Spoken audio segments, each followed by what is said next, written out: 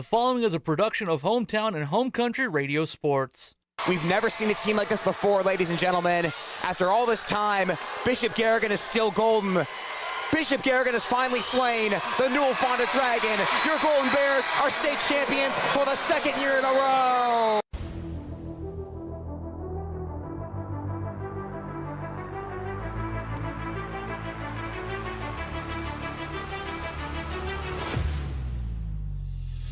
Here's Bartolo dribbling towards the right side. He goes to Alish. Contested free from the wing. Oh, and it's good! Counted for Sasha Alish. It's a barrage here in Des Moines, Iowa. Bartolo, deep heave. Oh, she hit it from just inside of half court. That is unreal. That is unreal. Are you kidding me? Three-pointer is blocked at the buzzer, and that's it. After coming so close the past 2 years, Bishop Garrigan has finally won it all. Video streaming on the Algona Radio YouTube channel is brought to you by Kemna Auto Center, an experience you deserve. Algona Municipal Utilities, community owned for community benefit. Iowa State Bank, helping people succeed.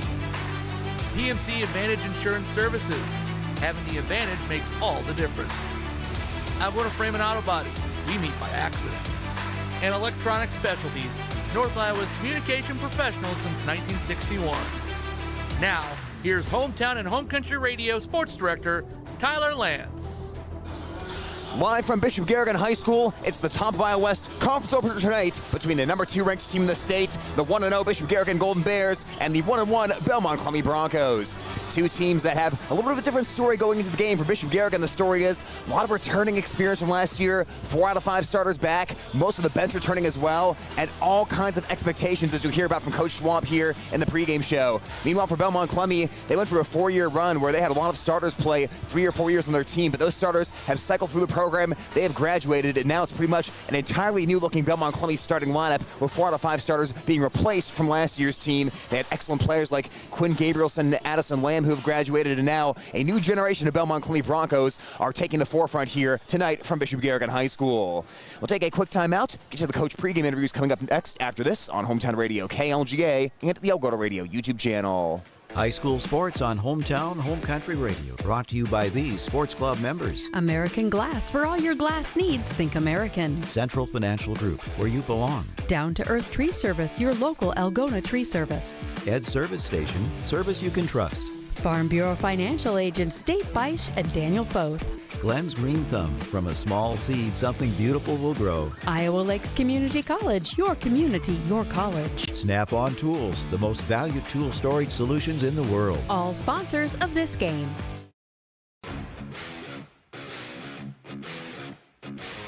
And we're coming up to girls high school basketball action here on Hometown Radio KLGA as the Belmond-Klemme Broncos take on the Bishop Garrigan Golden Bears. And joining us right now is Belmond-Klemme head coach James Severson. Coach, good to be talking to you today as we get ready for high school basketball on the top of Iowa West. Thank you so much for joining us today on the pregame. Thanks, Tyler. Thanks for having me. As we begin, Coach, let's talk a bit about the Belmond-Klemme offseason. What did your offseason preparations look like, especially with a lot of new faces taking over on varsity? How did you get everyone ready to go for the season? We spent a lot of time in the gym, and then we went to a couple summer camps and just, tried to figure out what our roles were going to look like. We spent a lot of the preseason and off-season just trying to figure out where everybody fits in, and, we're still kind of in that process of finding everybody the best role. And, Coach, as that process continues, what does that process of getting them to learn what it's like to play at the varsity level, what it's like to win at the varsity level, and getting them to mesh together and kind of learn their roles, how are you sort of evaluating that, and what does that process look like as a coach? Yeah, it's a lot of patience. It's a lot of understanding that, girls are learning. And so, we have a lot of, stop and talk where we go through something, whether be on the game floor, on the practice floor, and we go through it and then stop and talk about what happened, and everybody's kind of on that same page about, in that learning curve. And then we just continue to evaluate and, try different things in different scenarios, and then try to just push the girls into, a different level of play than they normally have been. But it's just a lot of patience and a lot of learning. And, Coach, the season's already gotten underway for the Broncos. You guys were defeated by North Butler before Thanksgiving break, but came back in game number 2 and defeated Norfolk Kensett earlier this week to start the season 1-1. What have been some of the biggest things that you've seen so far from your team for the first 2 games of the year? Yeah, for sure. Both games, Northwood and North Butler, defensively were fairly strong. Limiting opportunities as much as we could. Offensively, just still trying to figure out our rhythm and what that's going to look like. Trying to figure out shooters and kind of finding their role within the offense. But really feel really good about kind of where we're at. When we grow, it's not going to be small growths. They're going to be really, really large steps. And I think having 2 games before we take on the Golden Bears is going to be a huge step for us and a huge progress steps. We're talking right now with Belmond-Klemme head coach James Severson. Coach, as you get ready for tonight's game, you take on the Bishop Garrigan Golden Bears. What have been some big things that have stood out to you in scouting their team? It's just solid. They do a lot of things well. Full court transition. They do a lot of pressing and defensive. They have shooters all over the floor. They have shooters inside, outside. Just a well-rounded team. So, just trying to get our girls prepared to play all facets of the game. And just not focus on one of them, and just, kind of learn and the ebbs and flows of the game and try to do our best. Coach, as we wrap up, along those same lines, what do you feel 1 or 2 of the biggest keys tonight for Belmond-Klemme are? I think it's going to be, controlling the ball, limiting turnovers, especially unforced ones. Those are going to be big ones. I think just, good shots. When we get them, I think we just need to make sure that we're taking good shots, not fading away from the basket and things like that. But, I think those are going to be the big keys for us tonight. Coach, we appreciate the time of the pregame show today and wish you best of luck tonight against Bishop Garrigan. Thanks, Tyler. That's Belmond-Klemme head coach James Severson of his pregame thoughts. When we come back, we'll chat with Bishop Garrigan head coach Brandon Schwab here on Hometown Radio KLGA and at the Algona Radio YouTube live stream.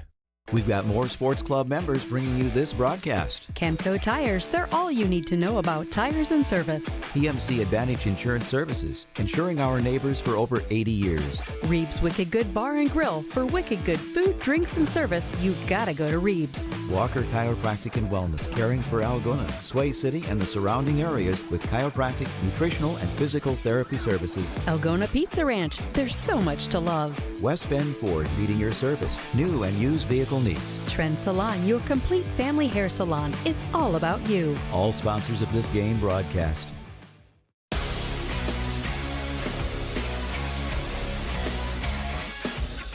And our pregame continues right now on Hometown Radio KLGA as we get ready for girls high school basketball with the Bishop Garrigan Golden Bears taking on the Belmond-Klemme Broncos. And joining us here in the pregame is Bishop Garrigan head coach Brandon Schwab.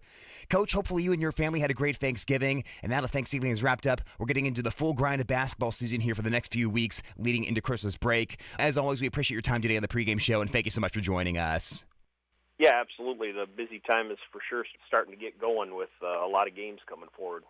Coach, as we head into the season, before we talk about that opening game against St. Edmund last week, let's talk a bit about the off-season preparation for you guys.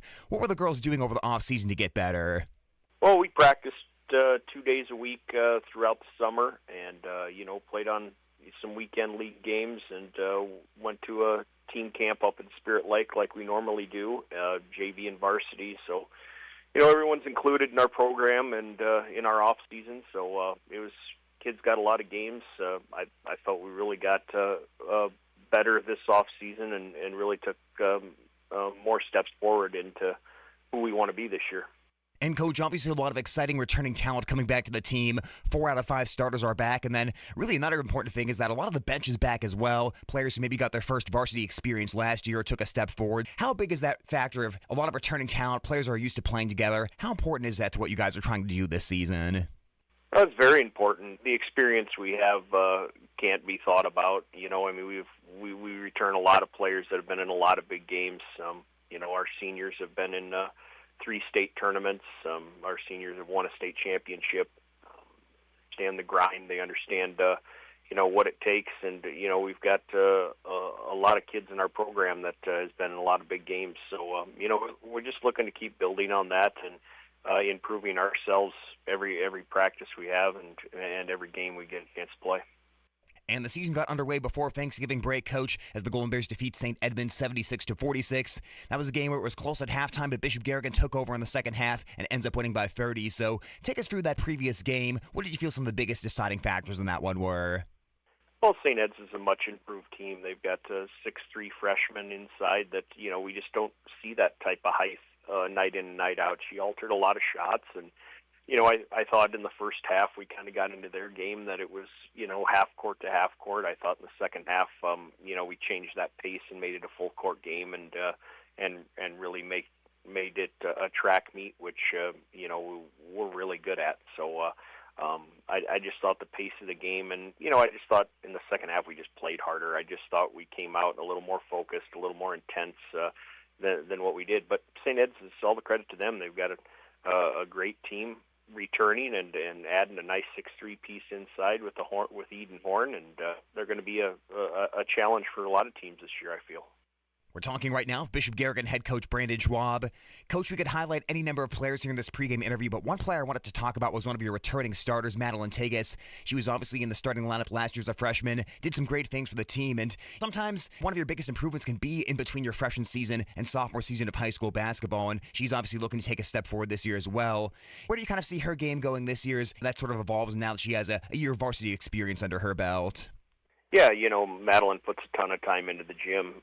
She's a tremendous athlete for us, as you saw last year on the court. She's grown a little bit. She's gotten a lot stronger than she was last year. So, two of them things, she's now at 5'10", and just stronger from a year in the weight room. She's a tremendous athlete that, moving to more of the 3-guard for us in our starting lineup. So, something she was a point guard in junior high and, moved to more of the 4-player last year as a freshman, and now moving her back to, the 2 and 3 player where I think she's a little more comfortable of playing those positions because she's a strong drive to the basket. She's worked tremendously hard on her shot, and we look for big things from Madeline this year. Coach, conference play begins tonight as you guys take on the Belmond-Klemme Broncos in this one. Obviously a Bronco team with a lot of different faces in their starting lineup compared to last year, and a team that's already played a couple of games so far. What has stood out to you so far about Belmond-Klemme looking at their first couple of games coming into tonight? Well, they're 1-1 coming in. They're running a lot of 1-3-1 half-court zone. The Hoodenpool girl has scored the ball at 17.5 points a game. The first couple games they've been. The Morris girls saw some varsity last year. Overall, they're a very inexperienced young team. They graduated 5 very good seniors last year that had played a lot of varsity minutes. So I think Belmond is for sure in a rebuild mode, and they've got a lot of young kids. For what I've seen from them on film, they're playing extremely hard, and their 1-3-1 zone can cause some matchup problems just because we don't see it a whole lot. So just looking forward to getting into the conference schedule and letting see where we're at in an early season matchup for sure. Coach, wrapping up the interview for today, obviously the Bishop Garrigan program has been playing at an extremely high level here over the years, and you enter the season with more expectations this season as well. So when you and the coaching staff kind of look ahead to this season as a whole coming up, what are your expectations and what do the girls need to do to have a successful season this year?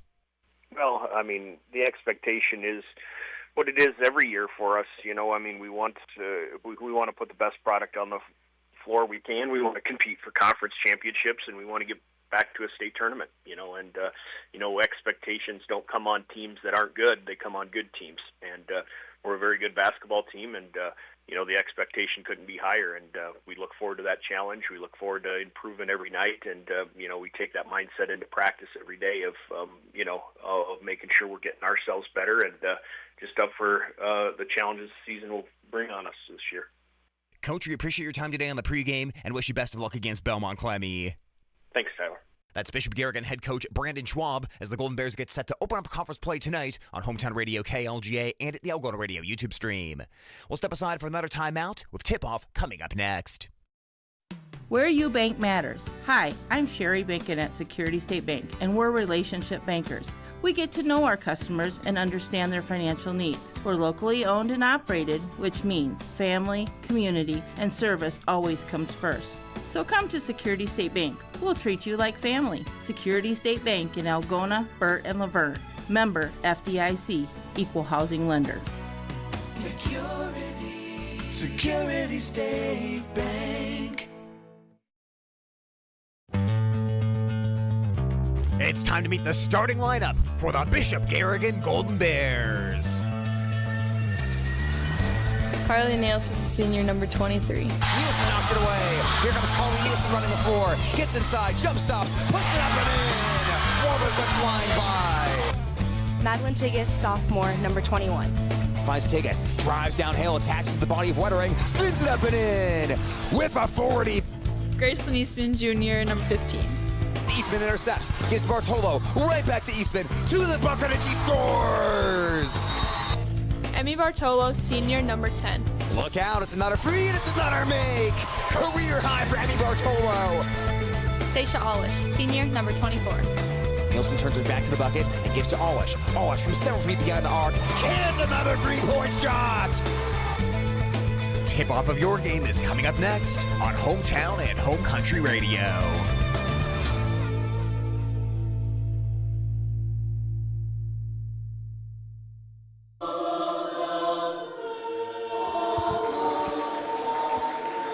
And you are looking live here at Bishop Garrigan High School, where tonight, top of Iowa West play gets underway between the Bishop Garrigan Golden Bears and Belmond-Klemme Broncos. You just heard the starting lineup for Bishop Garrigan head coach Brandon Schwab. Meanwhile, for the 1-1 Broncos and head coach James Severson, it'll be the sophomore Avery Bozart, the senior Lila Swenson, senior Kendra Hudapole, junior Nevi McMurray, and senior Kaylin Morris in the Broncos starting five. Morris, the lone returning starter from last year's 12-11 Bronco team.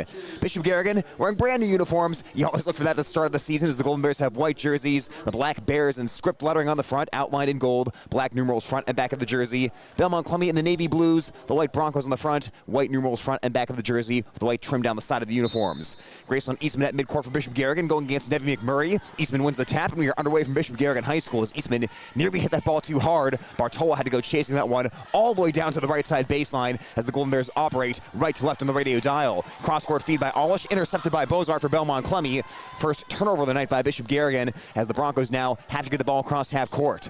Morris surges ahead into the forecourt, deals far side to Swenson. Swenson had the ball stripped out by Carly Nielsen. It rolls out of bounds, last touched by Bishop Garrigan. Turnover is a big factor to watch in tonight's game, something that Coach Severson talked about for Belmond-Klemme. Broncos, they combined 50 turnovers in their first two games, a 1-1 record with a 54-34 loss against North Butler and a 41-26 win against Norfolk Kensett. Mid-range jumpers airballed by McMurray from the short corner. It rolls out of bounds, last touched by Belmond-Klemme as the Broncos go one and done on their first trip down the floor.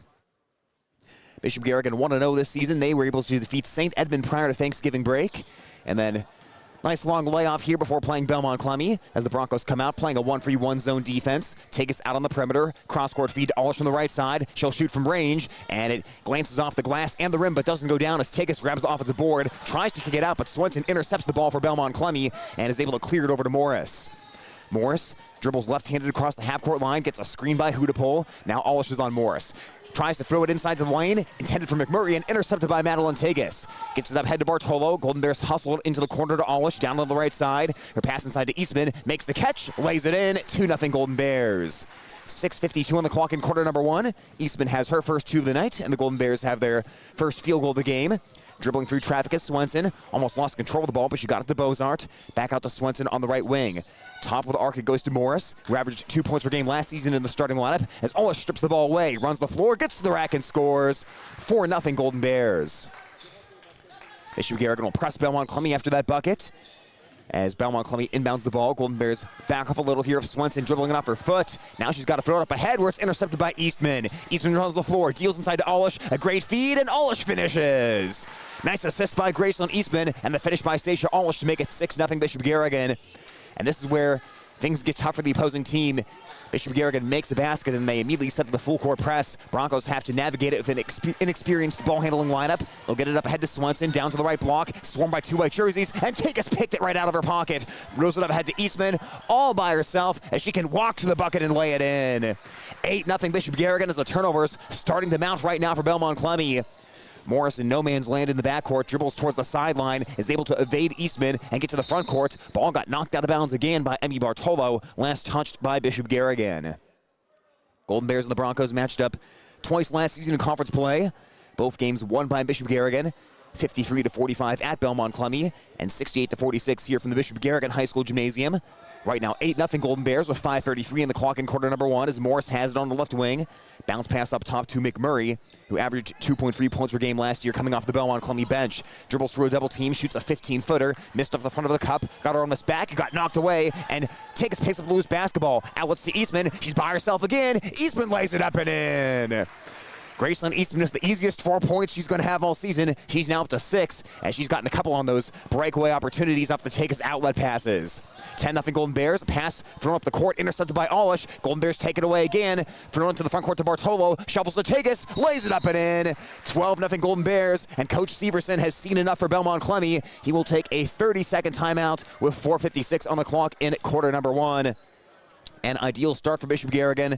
Of course, you'll see that full court press quite a bit this season, but especially against a younger lineup, an inexperienced lineup that really has only played together 2 games so far. It's a lot of pressure on the ball with the full court press, but it's even continuing the pressure on the ball once Belmond-Klemme gets it into the front court.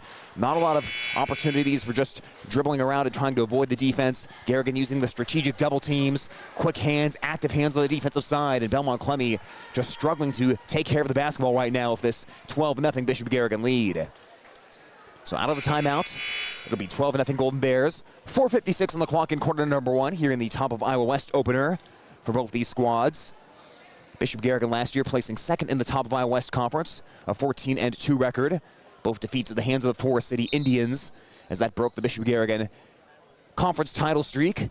Belmond-Klemme last year, they were 6-10 in conference play for that 12-11 overall record as Nielsen steals the ball in the backcourt for Bishop Garrigan and gets it over to Bartolo. Inside to Eastman, back out to Olish, tipped away and out of bounds by Swenson as Bishop Garrigan will maintain possession. Broncos last season, 6th place in the Top of Iowa West. But you look at their record, 12-11, and that doesn't tell the whole story.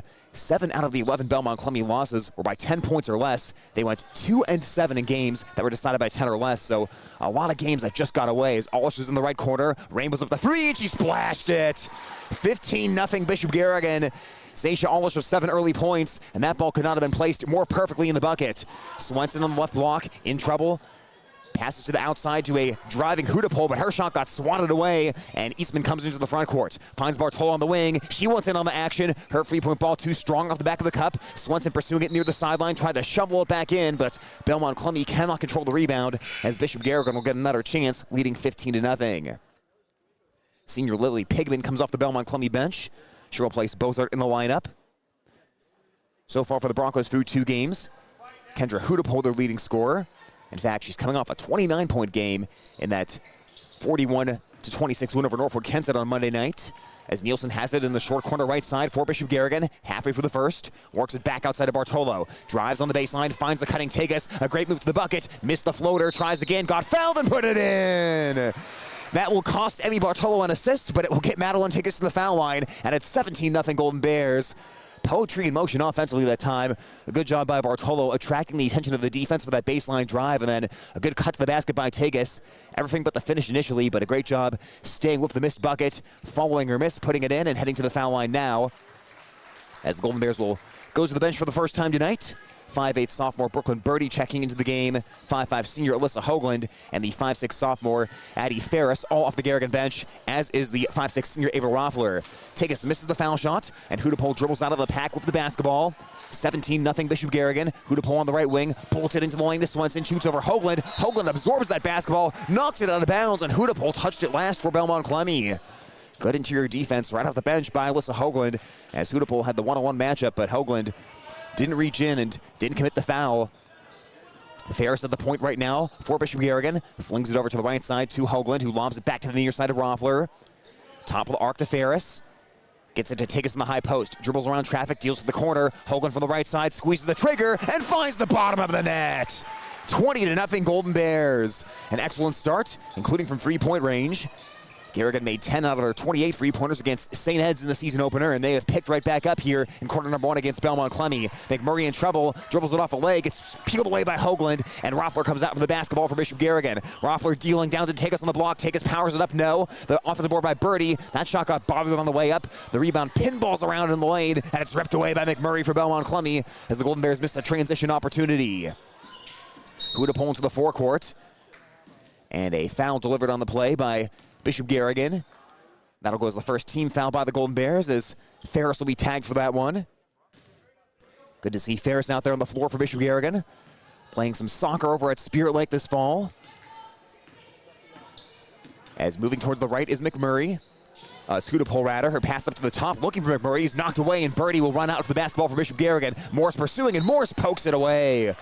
Good transition defense that time by Kaylin Morris, as Birdie slowed up a little bit before she got to the basket. Morris, with the good low hands, able to poke that ball out of bounds. Bishop Garrigan keeps it, but it does stop the fast break. Carly Stein, freshman, checking in for Belmond-Klemme, coming off the bench. As Bishop Garrigan has the basketball, 2:34 on the clock in the first quarter. Hoagland fought about squeezing the trigger from the corner, but fought better of it. Deals to Birdie, dribbles into the lane, and Morris rips the ball out of her hands. A takeaway by Belmond-Klemme. Broncos looking for that first field goal of the night as Morris has it, top of the arc. Dribbles left against Takis as Garrigan plays man-to-man defense. And Morris tried to stop on a dime, but she drugged the pivot foot and will turn it over on the traveling violation. Good sturdy defense that time by Madeline Takis. As Eastman checks back in, Takis will head to the bench. You heard Coach Schwab talk about Takis in the pregame show, and last year played a lot of power forward for the Golden Bears. This year, it's going to be more of that free position, more of that guard or small forward for the Golden Bears. Is that three-point ball by Ferris off the back of the iron. The rebound by Eastman, and the cleanup for two.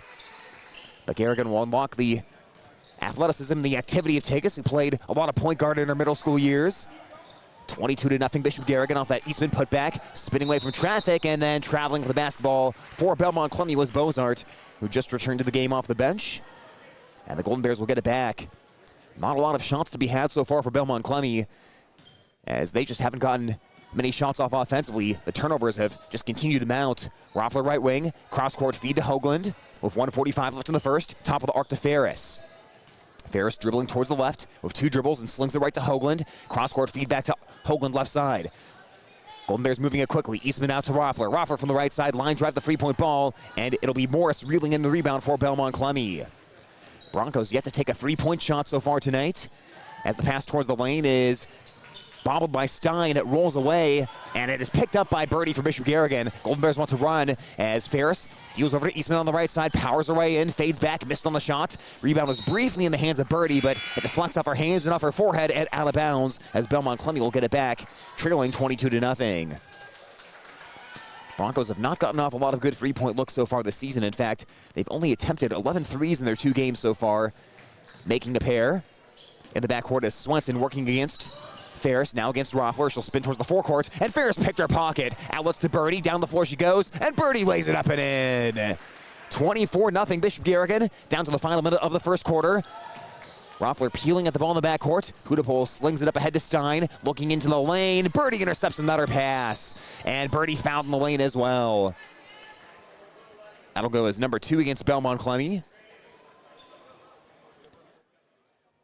As the foul picked up here by the Broncos, that is number 2 on Nevi McMurray. And a timeout called for on the floor here with 49 seconds remaining in quarter number 1.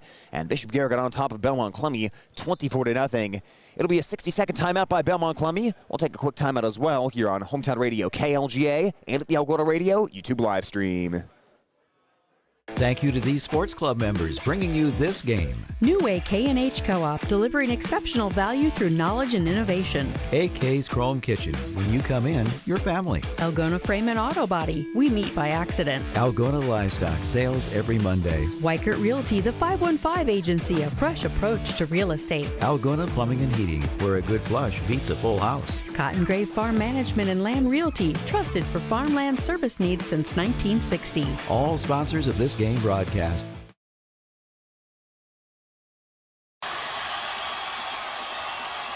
Hey Golden Bear fans, this is Madeline Tiggis. You're listening to Bishop Garrigan Basketball on KLGA.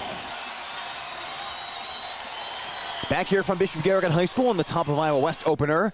Golden Bears out in front early, 24-0 against the Belmond-Klemme Broncos, as the Garrigan defense has turned up the pressure, and the Golden Bears have scored multiple times so far in transition. The 5 on the floor right now for Bishop Garrigan: Roffler, Ferris, Hoagland, Birdie, and Eastman. 4 or 5 reserves on the floor. Eastman, one of the Garrigan 5 starters. As Coach Schwab will give these reserves some good run here at the end of the first. Belmond-Klemme switching to a 2-3 defense after playing some 1-3-1 earlier in the game. Hoagland cross-court feed to the right wing to Ferris. A catch-and-shoot free, and Ferris buries it. Beautiful looking shot by Ferris, and it's 27-0 Golden Bears.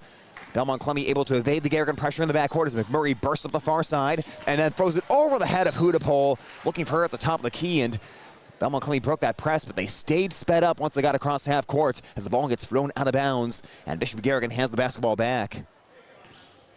Ferris coming off that made 3-point shot for Bishop Garrigan, her first 3 of the night. Made 2 of 13 3-point shots last year. Is likely to play a lot more varsity minutes here this season, as she'll have a top of the key with 14 seconds left. Roffler right wing with 13 seconds as Garrigan works it around the perimeter of 10 seconds. Back to Ferris between the circles. High post to Eastman. Quickly out to Roffler. Great ball movement right now. 5 seconds. A Hoagland 3, and that's off the front of the cup. Deflected away towards the boundary and picked up by Hudapole. And Hudapole will not get a shot off as she dribbles across half court at the end of the first quarter. Quarter number 1, all Bishop Garrigan as the Golden Bears lead 27-0. We'll take another timeout as we head to the second on Hometown Radio KLGA 92.7 FM. Thank you to these sports club members bringing you this game. Erpelding Voigt & Company CPAs, building wealth beyond taxes. Farm and Home Services. View their listings at farmhomeservices.com. Farmer State Bank is proud to be part of our community. Offices in Algona, Whittemore, and West Bend. Feed Mill Coffee Company, Algona's locally owned coffee shop. Good Samaritan Society Algona, senior housing and services rooted in God's love. Grassmasters, growing satisfied customers. High Point Land Company, your trusted land partner in Algona. Call 515-320-2491. Sponsoring this broadcast on Hometown Home Country Radio.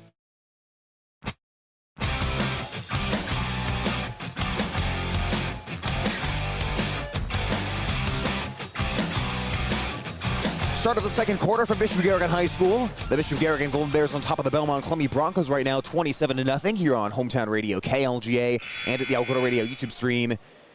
The problem for the Broncos in quarter number 1, they've just got to find a way to hold on to the basketball as the turnovers have piled up so far with this aggressive and experienced Bishop Garrigan defense.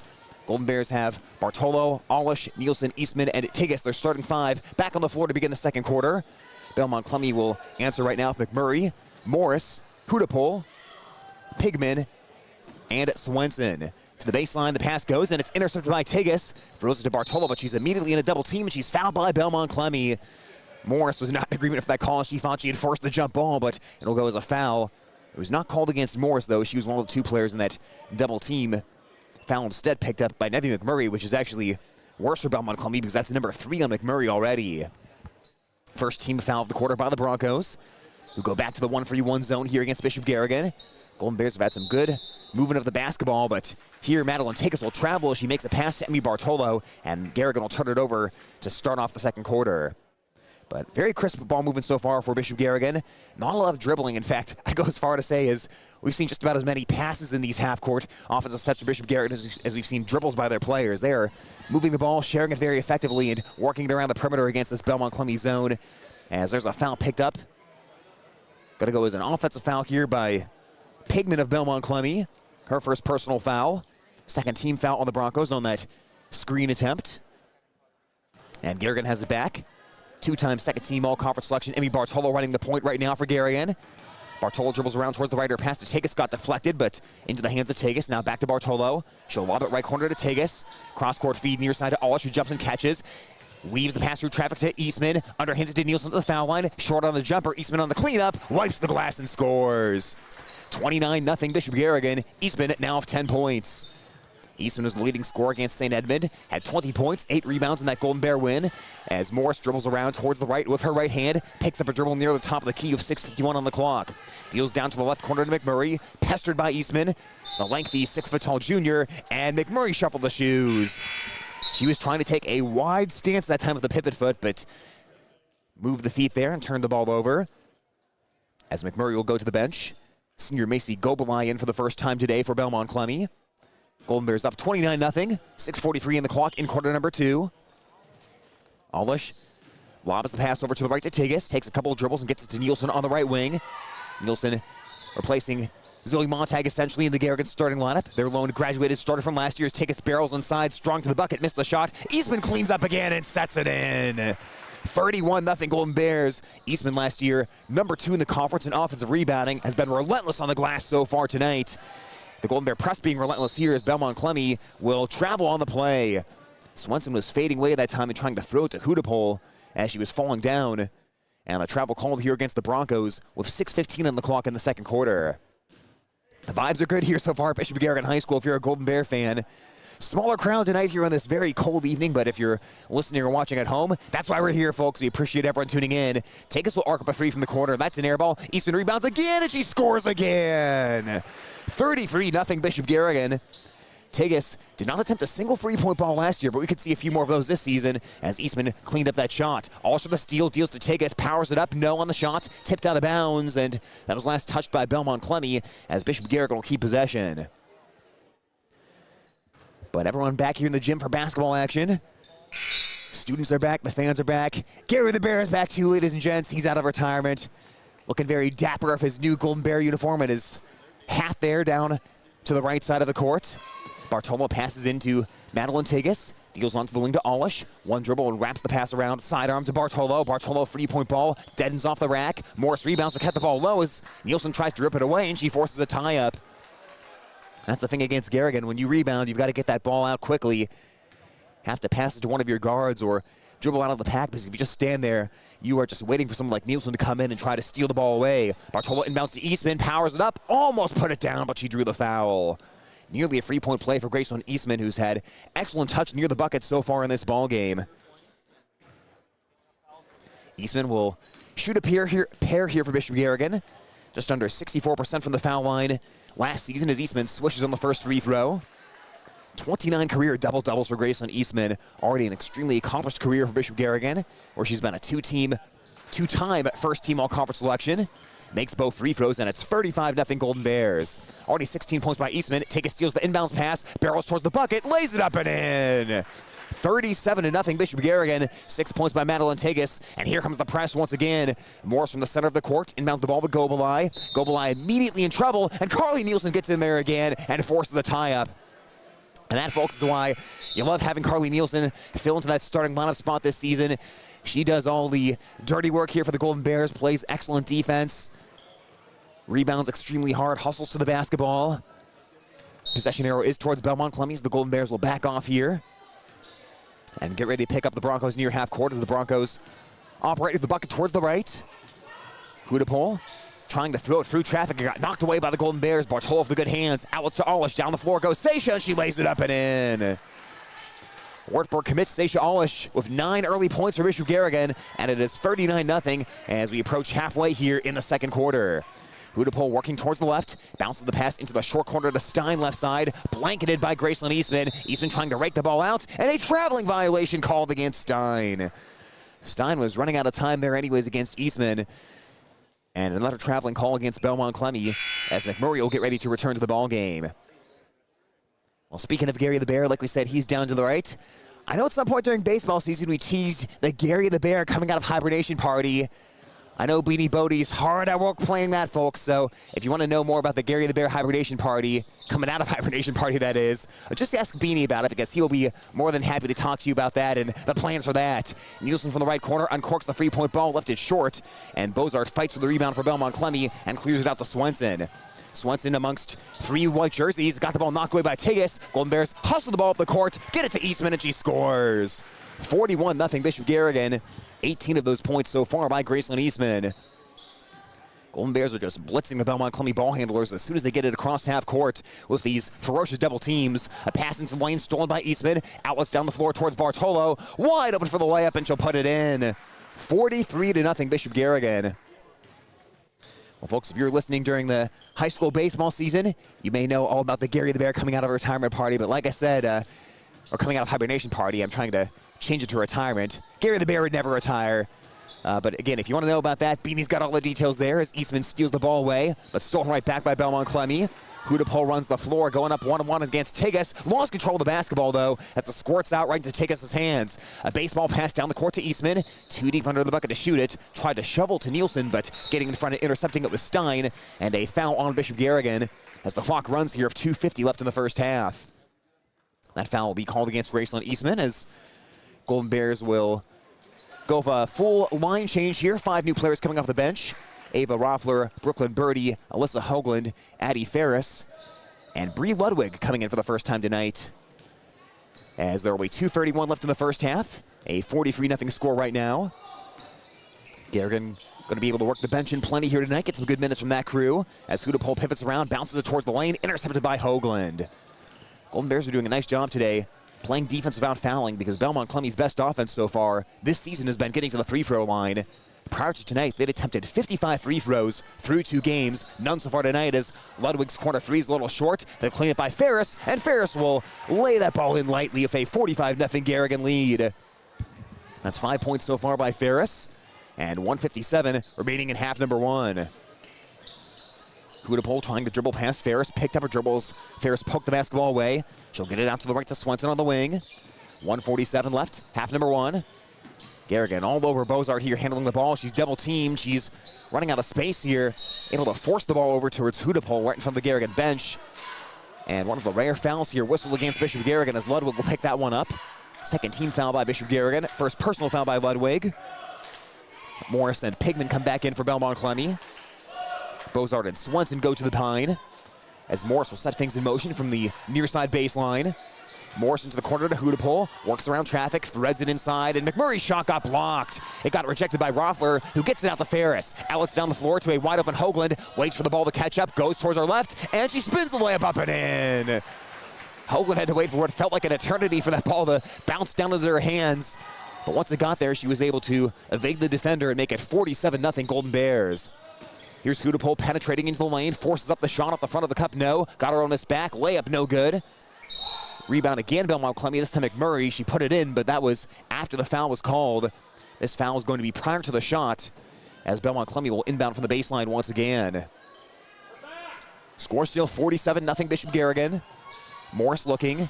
Nothing open initially. She'll lob it in where the ball is caught by Pigman. Brings it back up beyond the 3-point line and throws a cross-court feed intercepted by Roffler. Up to Hoagland. Left side. Hoagland barrels inside. No. Roffler clean up. Also no. Batted around along the baseline. Knocked out of bounds.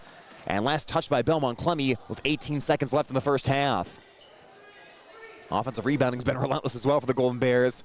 Not a lot to pick at so far in half number 1 if you're a Bishop Garrigan fan. Hoagland's in the right corner of 7 seconds left. Dribbles out of there for the left-handed, finds Ferris. Between the circles, now back to Hoagland. Deep on the right wing, she lets it fly. Buries the three-pointer at the end of the first half. Hoagland of range has 8 points off the bench tonight, and Bishop Garrigan rolling to a 50-0 lead at halftime.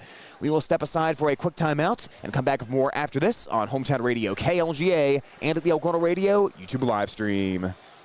Thank you to these sports club members bringing you this game. Erpelding Voigt & Company CPAs, building wealth beyond taxes. Farm and Home Services. View their listings at farmhomeservices.com. Farmer State Bank is proud to be part of our community. Offices in Algona, Whittemore, and West Bend. Feed Mill Coffee Company, Algona's locally owned coffee shop. Good Samaritan Society Algona, senior housing and services rooted in God's love. Grassmasters, growing satisfied customers. High Point Land Company, your trusted land partner in Algona. Call 515-320-2491. Sponsoring this broadcast on Hometown Home Country Radio.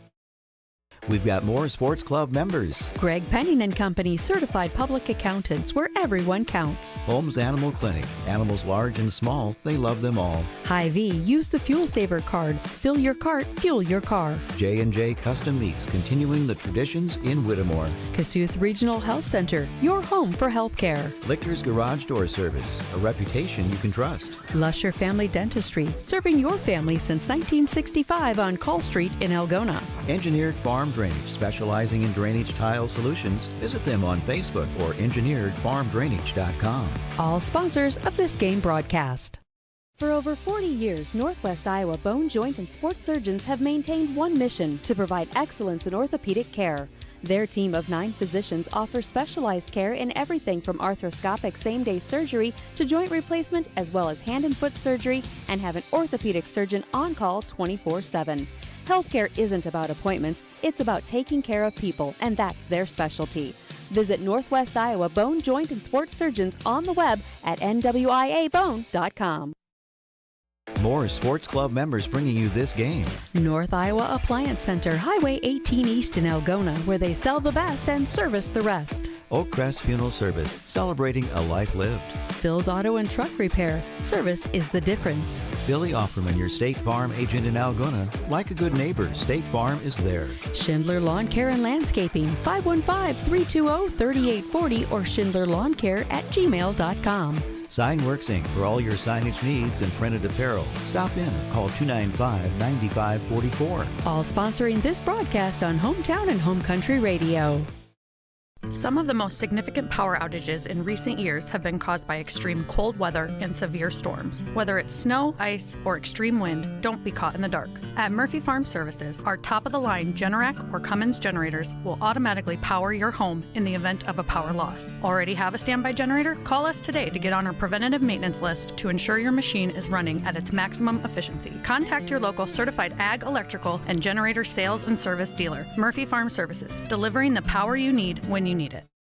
Thank you to these sports club members making this broadcast possible. Ruhnke Brothers. Experience the Ruhnke Brothers difference for all your auto service and repair needs. Strowman Dental, giving you something to smile about. TAFE Wellness Center in Algona and Armstrong, keeping athletes in the game with chiropractic care. Take charge of your health. Tangle Salon for all your cuts, colors, hair extensions, and massage therapy needs. Tom Eischen Sales, your store in the country, carrying steel and Toro products and Green Mountain pellet grills. Ulrich Construction, let them do the work. Water Connection, from softeners to bottled water and service, call 295-SOFT. All bringing you this broadcast.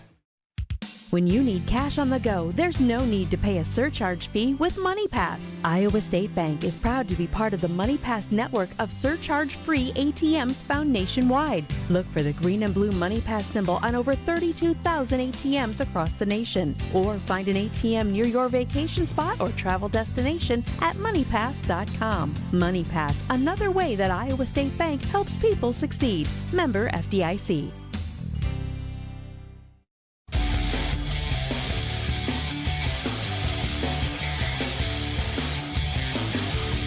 Halftime here at Bishop Garrigan High School with a score right now. The Bishop Garrigan Golden Bears 50 and the Belmond-Klemme Broncos nothing in this girls' top of Iowa West basketball game. The scoring by quarter saw Bishop Garrigan go up 27-0 at the end of one and outscore Belmond-Klemme 23-0 in the second quarter to get this to a running clock and get the margin to a 50-0 score at the half. Graceland Eastman right now leading the way. 18 points for Bishop Garrigan. Not sure how much of her we'll see in the second half, but it was a good first half for Eastman and the Golden Bears.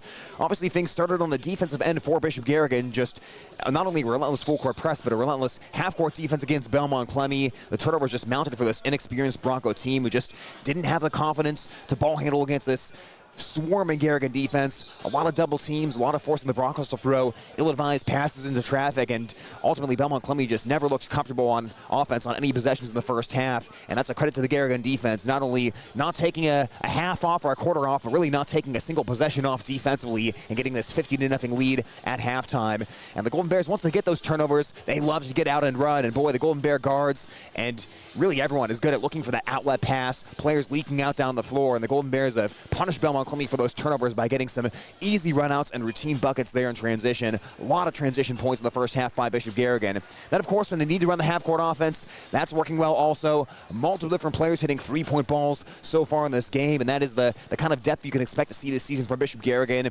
Everyone can play multiple roles, people can play different positions, and pretty much everyone on the floor is going to be a threat to shoot the three-point ball at some time throughout the season, so that always puts the defense in a conundrum. You have to respect the three-point ball, but also know your guards like Sasha Alish, Emmy Bartolo, players like Madeline Tigges, they can shoot the three, but they're also going to drive to the bucket as well. So that's been a really good thing offensively for Bishop Garrigan so far in this ball game.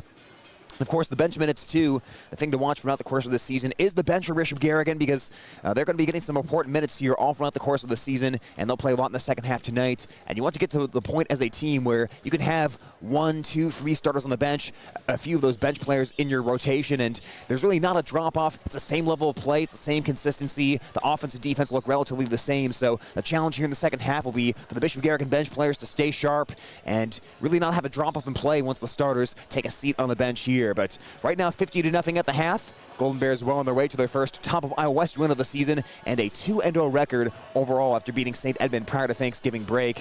Of course, you always wonder about those early games in the season, how sharp a team's going to look.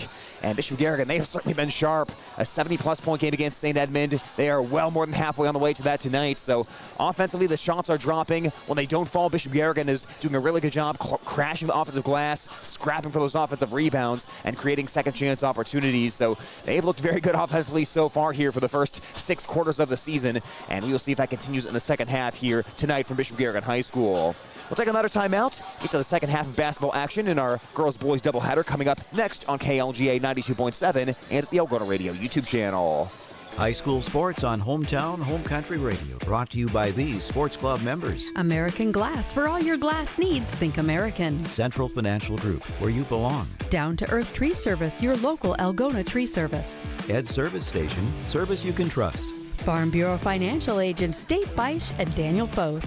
Glenn's Green Thumb, from a small seed, something beautiful will grow. Iowa Lakes Community College, your community, your college. Snap-on Tools, the most valued tool storage solutions in the world. All sponsors of this game.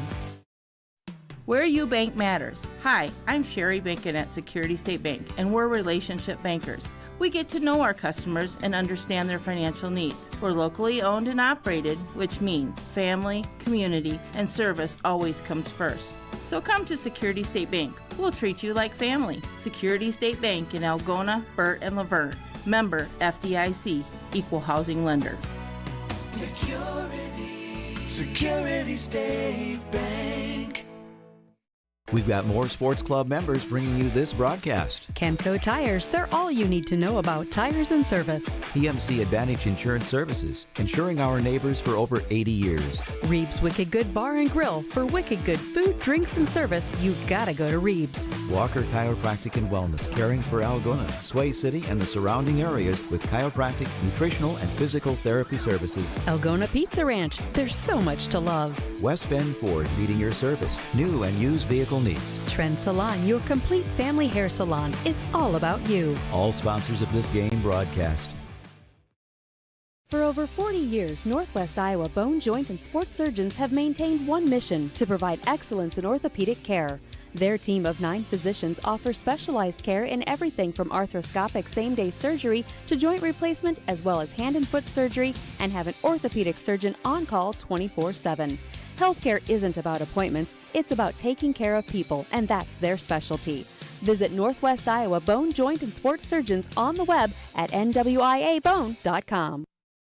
High school sports on Hometown Home Country Radio, brought to you by these sports club members. Countryside Barbecue Sauce, 2 sauces for all seasons. Dance Connection and Tumbling by Michelle. Passionate about teaching, creative about dance. Visit their studio or danceconnectionbymichelle.com. Daylight Donuts, open early with delicious donuts and great coffee. Dump It, Kasuth County's local and reliable waste service provider for commercial and residential customers. Albert Electric, flip the switch to Albert Electric. Erpelding Excavating Enterprises. Let them take care of your grading, excavating, and drainage needs. Fairway, everything's easier, fresher, and faster with Algona Fairway. All bringing you this game. Hey Golden Bear fans, this is Grace Eastman, and you're listening to Bishop Garrigan Basketball on KLGA. Getting ready for the second half of basketball action here on Hometown Radio, KLGA, and at the Algona Radio YouTube stream, as our video stream is presented in part by Klemme Auto Center, Algona Municipal Utilities, PMC Advantage Insurance Services, Iowa State Bank, Algona Frame and Auto Body, and Electronic Specialties. Well, at the half, Bishop Garrigan on top, 50-0 over the Belmond-Klemme Broncos. Golden Bears with a 27-0 scoring advantage in the first and a 23-0 scoring advantage in the second. The starting 5 of Tegas, Bartolo, Alish, Nielsen, and Eastman back on the floor for Bishop Garrigan. The Belmond-Klemme lineup: Bozart, Swenson, Hudapole, McMurray, and Morris to start off the third quarter. Belmond-Klemme will come out and play 1-3-1 zone here against Bishop Garrigan, who moves left to right on the radio dial. Tegas inside to Eastman, knocked out of bounds by Hudapole, as Bishop Garrigan will keep possession. Golden Bears so far led by Graceland Eastman of 18 points. Seisha Olish has added 9. Madeline Tegas 6 and Emmy Bartolo 2 from the starting lineup. And then numerous points coming off the bench tonight from the likes of Alyssa Hoagland and Addie Ferris. Free-point ball, Bartolo from the corners, and air ball. Eastman again on the cleanup, puts it in and drew the foul again. 52-0 Golden Bears, and another chance for a free-point play for Graceland Eastman, who has her second straight 20-plus point game to start off the season. Eastman, like we said, a good free-throw shooter. Last year averaged a double-double of 16.5 points and 10.5 rebounds, and converts on the free-throw shot to make it 53-0 Golden Bears. Well, a lot of the same faces are back for Bishop Garrigan, both in the starting lineup and on the bench. But there's a new face as well to talk about here, as there's a foul line jumper by Hudapole that's no good.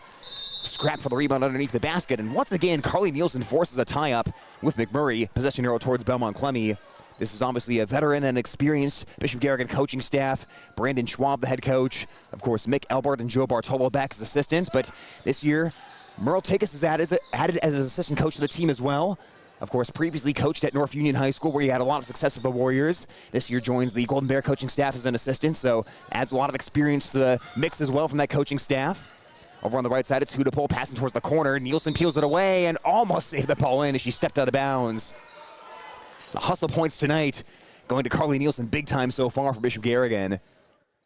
But you talk to a lot of other coaches around the top of Iowa West, and they had a lot of respect for Coach Tegas and what he did at North Union, so that's another big factor here for Bishop Garrigan, adding even more experience to an already very good coaching staff, as a corner free by Morris is airballed, and Tegas parachutes in for the rebound. Madeline Tegas outletting to Olish, down the floor, Olish wide open, and she'll lay it up and in. 55-0 Bishop Garrigan, as Olish is into double figures of 11 points. Like we talked about in the first half, Olish is committed to play basketball at Wartburg College. She'll be joined there by a familiar face of Algona High School's Lauren McLaughlin, who is currently playing in her freshman season at Wartburg. Getting inside there, Hudapole for Belmond-Klemme, and she'll get the Broncos' first 2 points of the night to make it 55-2 on that left side layup. 5:52 and running clock here in the third quarter. Bartolo finds the short corner, elevates for a mid-range J, and she cashes it in. 57-2 in favor of Bishop Garrigan, as Bartolo up to 4 points so far tonight. Last season, Bartolo number 2 in the conference in assists per game, and had that memorable 26-point game in the regional final against St. Ansgar, helping Bishop Garrigan blow that game out and move to their 6th state tournament in a row and 10th in program history. Foul on the play by Bartolo. That'll be her first personal, first team foul on Bishop Garrigan of the quarter. Belmond-Klemme inbounds from left of the scoring table as the ball is lobbed in and caught by McMurray. She'll square up for a long 2 with her foot on the line. That shot's no good, and Tegas able to rake the rebound away from Lily Pigman. Nielsen outlets the ball down the floor to Bartolo. Extra pass Eastman inside, and Eastman lays it up and in. Once again, beautiful, unselfish ball movement by the Golden Bears. Bartolo easily could have decided to dribble that in for herself into traffic, but instead made the extra pass to Eastman, picks up the assist, and it's 59-2 here in the third quarter. Pass goes inside to McMurray, who gets swatted by Tegas out of bounds. No clean looks being allowed here by the Garrigan defense as the starters are getting their final run here in the third quarter. Garrigan sets up 2-3 here on the inbounds play. Inbound to the block where Pigman lays it up. It swirls out of the cup, no good. Scrap for the rebound again, and Eastman getting in there and tying it up with McMurray. Jump ball is called here. Possession arrow towards the Bishop Garrigan Golden Bears. Well, we talked about players who are going to be playing in college, with Seisha Olish already committed to Wartburg. And, of course, a couple former Golden Bears are having a ton of success at the college level as well. If you listen here on Hometown Radio KLGA, you'll often hear Iowa State Cyclone women's basketball in the air as Tegas drives in, kicks out to Olish.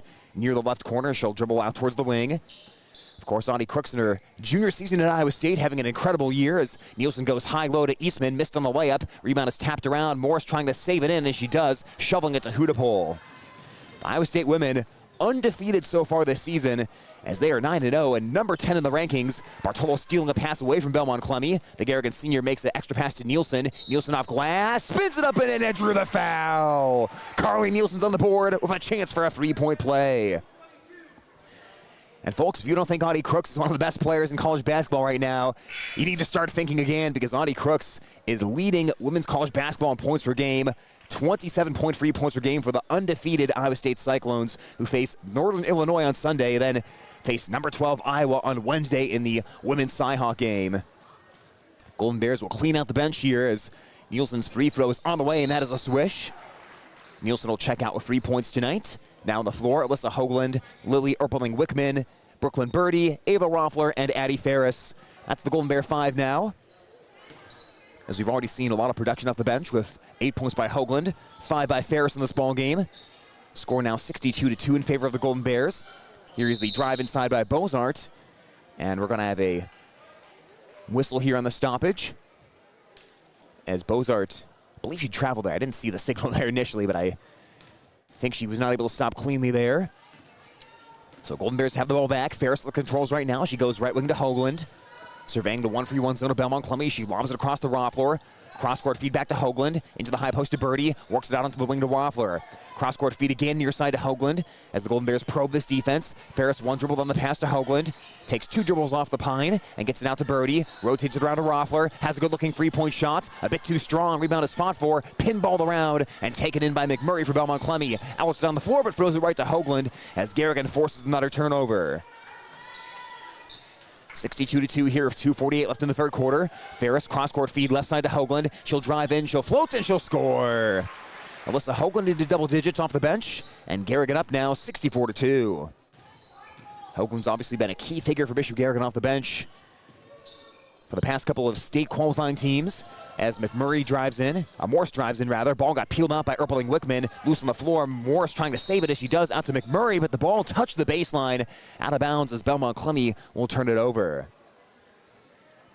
We've seen 2 additions so far of the state rankings from the Iowa Girls High School Athletic Union. Bishop Garrigan being ranked number 2 in the state in both. Defending state champion St. Albert currently ranked number 1.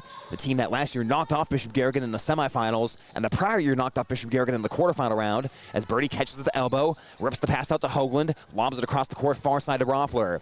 Down to the baseline to Erpeling-Wickman in the left corner, and back out top to Ferris. Roffler cross-court to Hoagland. She sees a good-looking 3 that she likes, and she rainbows it in. Hoagland having a nice game off the bench for Bishop Garrigan. 13 points, and it's a 67-2 lead with 1:41 left in the third. Rest of the top 5 after St. Albert number 1 and Bishop Garrigan number 2 as Hudepohl drives inside and draws the foul. At number 3, you've got Newell Fonda. Number 4 is Gladbrook Rhinebeck, and number 5 is Springville to round out the Class 1A top 5. And they will say that foul was prior to the shot. Hudepohl has taken 24 free throws so far this season, but has not attempted any so far tonight. 13 of 24 at the line through 2 games is Hudepohl. Pass into lane off the foot of Hudepohl and picked up by Erpeling-Wickman. Outlets down the floor towards Hoagland. Hoagland right of the bucket. She'll go right to it. Lay it up and in. 15 points now by Alyssa Hoagland, who is rapidly catching Gracelyn Eastman as Bishop Garrigan's leading scorer here tonight. We're likely not going to see Gracelyn Eastman again in this one, but Hoagland still some time to add to that point total. A pass towards the left block. Powering up the shot is McMurray. Got it tipped, got it back. Missed on the follow. Rebound is loose on the floor, and a foul against Belmond-Klemme trying to get it back with 48 seconds left in the third. Swenson and Pigman back into the game for Belmond-Klemme. Morris and Hudepohl go to the pine. Also of note in those Class 1A rankings, Lake Mills ranked number 11. How about Lake Mills starting off the season by beating West Hancock and Newman Catholic? That's who the Bishop Garrigan girls team will see next coming up on Tuesday. And that's who Belmond-Klemme will see tomorrow night as the Hoagland 3-point ball comes up short. Rebound is ripped away by Birdie in the lane with 23 seconds left in the quarter. Hoagland weaves into the paint, hooks up a tough left-hander off glass. No. Rebound is loose, and Hoagland will dribble out with the basketball with 15 seconds left in the quarter. Into the right corner, Erpeling-Wickman 3, left it short. Off of the board by Roffler, trying to power dribble it, but went off her foot and out of bounds as Belmond-Klemme will get it back. And will not be inbounding it here at the end of the quarter as the final seconds will tick away, and we will head to the fourth for this running clock. Bishop Garrigan rolling here at home, 69-2 your score right now as we head to the fourth on Hometown Radio KLGA and at the Algona Radio YouTube stream.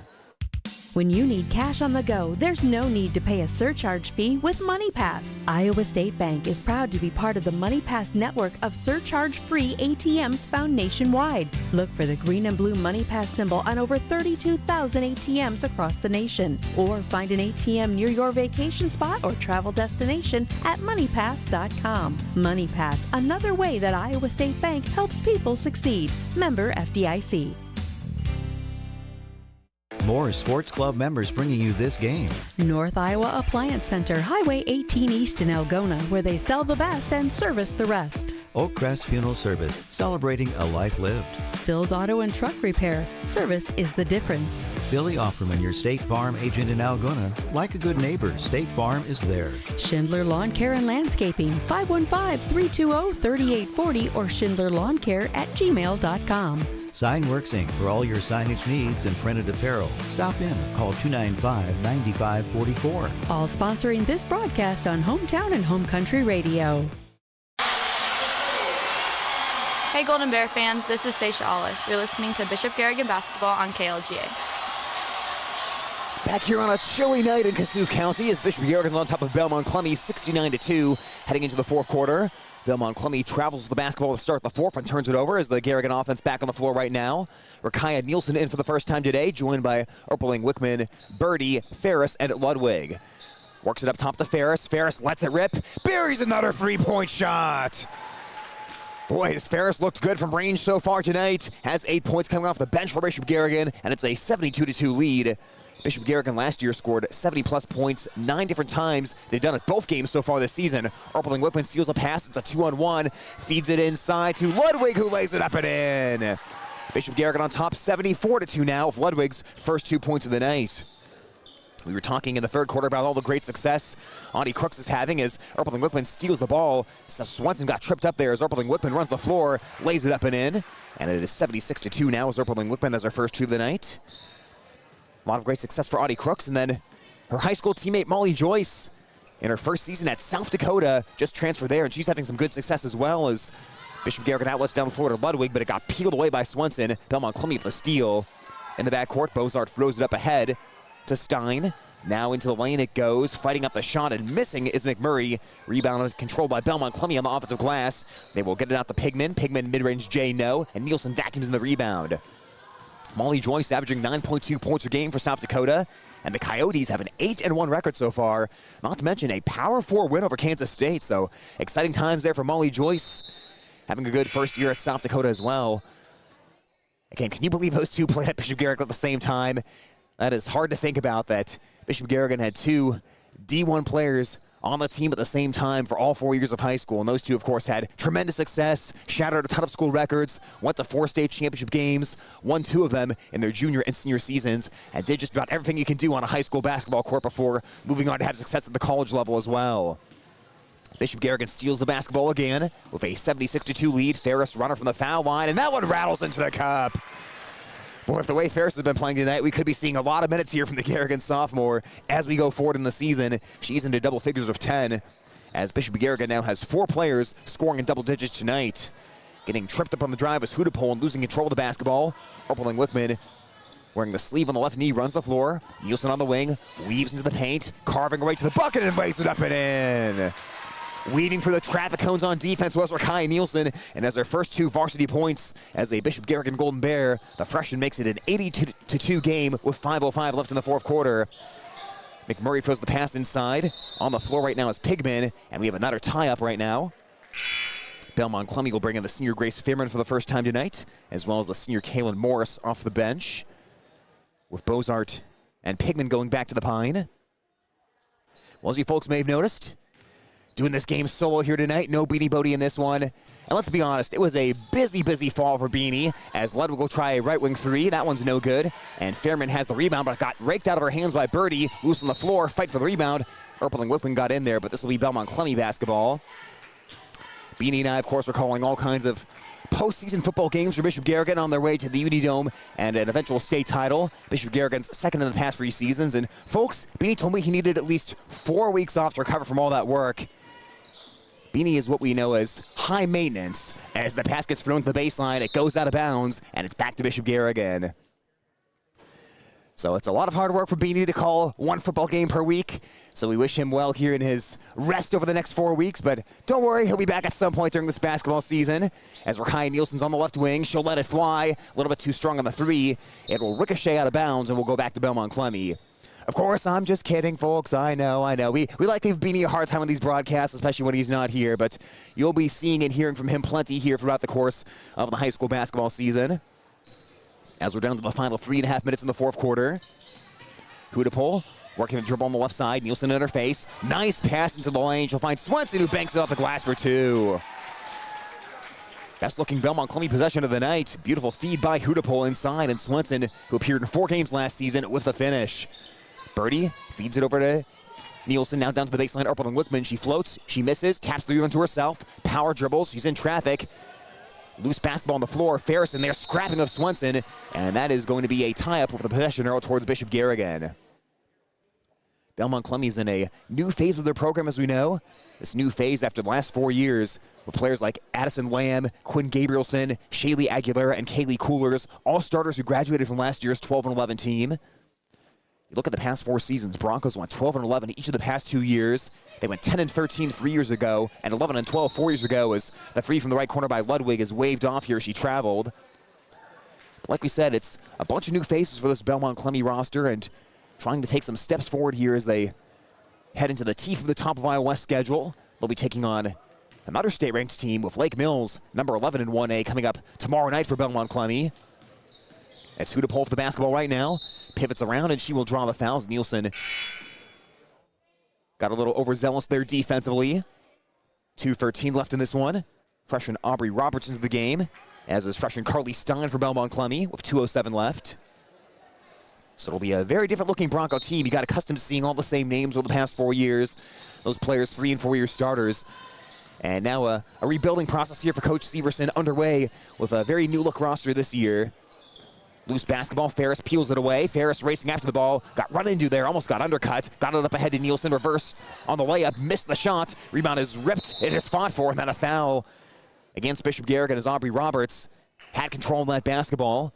Foul number 2 of the quarter against the Golden Bears. Picked up by Nielsen as we're down to the final 1:32 in this one. Well, remember, folks, coming up, we've got the boys game after this. Boys-girls doubleheader for the season opener between Belmond-Klemme and Bishop Garrigan.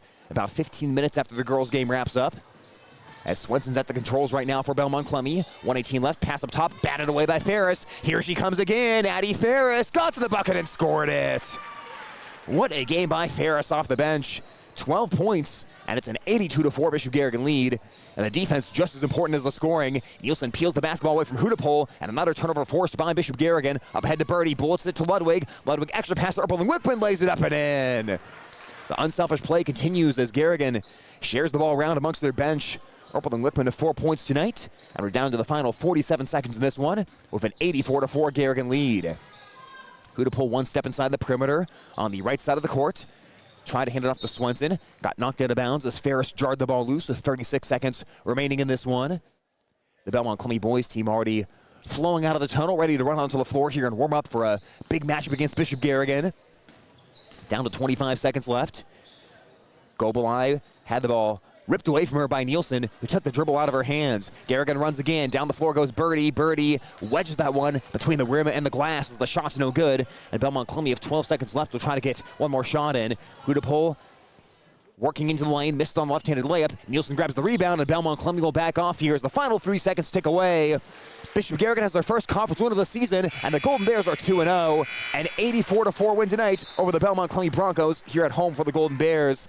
With the win, the Golden Bears move to 2-0 as Belmond-Klemme will now fall to 1-2 on the season.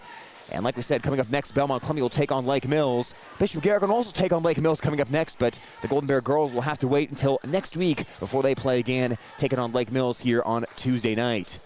We'll step aside for a quick timeout, wrap up the girls' game after this, and get ready for the boys right here on Hometown Radio KLGA and on the Algona Radio YouTube channel.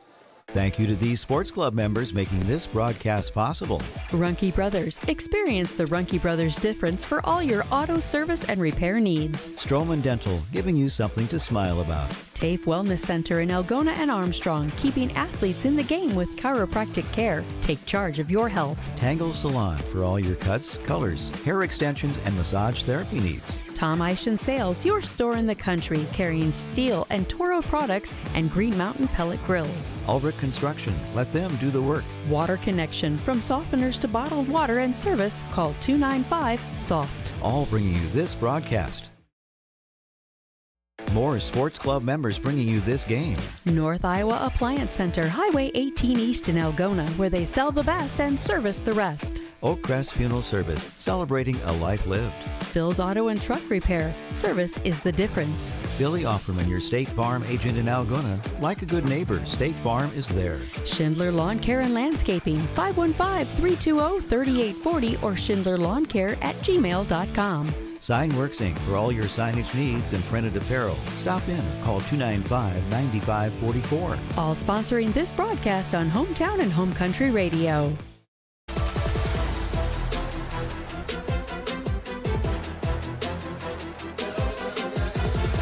As we come back to Bishop Garrigan High School, wrapping up game number 1 of our basketball doubleheader. The Bishop Garrigan girls knocking off Belmond-Klemme tonight by a final count of 84-4. With the win, the Golden Bears improved to 2-0 on the season. Belmond-Klemme will fall to 1-2.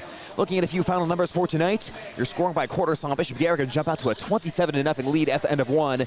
They would outscore Belmond-Klemme 23-0 in the third quarter.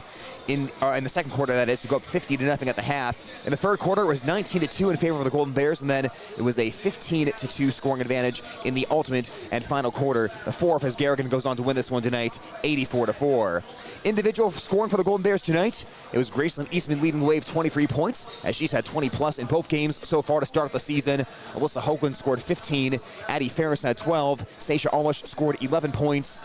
It was Madeline Tigas scoring 6, Emmy Bartolo had 4, Carly Nielsen had 3, Lily Erpeling-Wickman also had 4, by the way, and Rakaya Nielsen and Bree Ludwig scored 2 points apiece for this Bishop Garrigan win. Ultimately, a lot to like for the Golden Bears. It was a full four-quarter effort defensively, as they never let Belmond-Klemme get comfortable at any point. And I said at halftime, Bishop Garrigan really never took a possession off defensively, and after watching the second half, I think you can say the same thing as well. They played at a high motor all night long on the defensive end of the court, and probably forced, I would estimate, I didn't have the official numbers, folks, but I would estimate probably around 40 turnovers tonight forced by the Bishop Garrigan defense, as we'll see when the official numbers come out tomorrow. And offensively, it was really unselfish night. Bishop Garrigan consistently made the extra pass. They were always looking to find that open player, work the ball around the perimeter against the Belmond-Klemme 1-3-1 zone, and eventually make that extra pass to get a better shot. And good outlet passing as well after the turnovers. Got a lot of easy buckets that way too. So great passing game, not just from the starters, but from the bench as well. A lot of good chemistry here for this Golden Bear team that just has so much of the same roster back from last season. The other thing I'd commend too, that's a ton of minutes for the bench tonight. They looked extremely good in this one. They looked very comfortable playing varsity minutes. They didn't look bothered at all by the moment. They looked in rhythm just as the starters were. So you saw a very deep bench here for Coach Schwab, and that is going to be an asset throughout the course of the season. You can give starters a rest. If anyone gets in foul trouble, Garrigan's got the answers coming off the bench. So you saw a lot of encouraging things really from the entire roster in this game, getting everyone involved and having everyone make an impact here in this win against Belmond-Klemme. Like we said, this will be a process here for Belmond-Klemme as they rebuild after graduating a tough talent from last year's team. If you look at it, they graduated 89% of their total points scored from last season. So you knew it would be a lot of different players stepping up to try to make an impact in this one. And things will kind of change a little bit here for Belmond-Klemme, the competition-wise. You're not going to face the number 2 ranked team in the state every single night. So a tough one, obviously, tonight for the Broncos, but they are now 1-2 on the season and will try to get back on track tomorrow night against the Lake Mills Bulldogs. So Golden Bears win this one tonight. We look over the past 6 seasons plus this year, their record, 149 wins and only 15 losses in that time. So it's been a long run of success for Bishop Garrigan, and for the first 2 games this season, that is showing no signs of changing. So that'll do it for our girls' game here tonight. With that, we're about 10 minutes away from the boys, so we'll step aside for a quick timeout, and we'll hear an interview from Belmond-Klemme head coach Justin Meyer to get us ready for the boys' game that's coming up next here on Hometown Radio, KLGA. High school sports on Hometown Home Country Radio, brought to you by these sports club members. American Glass, for all your glass needs, think American. Central Financial Group, where you belong. Down to Earth Tree Service, your local Algona tree service. Ed Service Station, service you can trust. Farm Bureau Financial Agents Dave Beisch and Daniel Foth. Glenn's Green Thumb, from a small seed, something beautiful will grow. Iowa Lakes Community College, your community, your college. Snap-on Tools, the most valued tool storage solutions in the world. All sponsors of this game. Where you bank matters. Hi, I'm Sherry Bacon at Security State Bank, and we're relationship bankers. We get to know our customers and understand their financial needs. We're locally owned and operated, which means family, community, and service always comes first. So come to Security State Bank. We'll treat you like family. Security State Bank in Algona, Burt, and Laverne. Member FDIC, Equal Housing Lender. Security Security State Bank.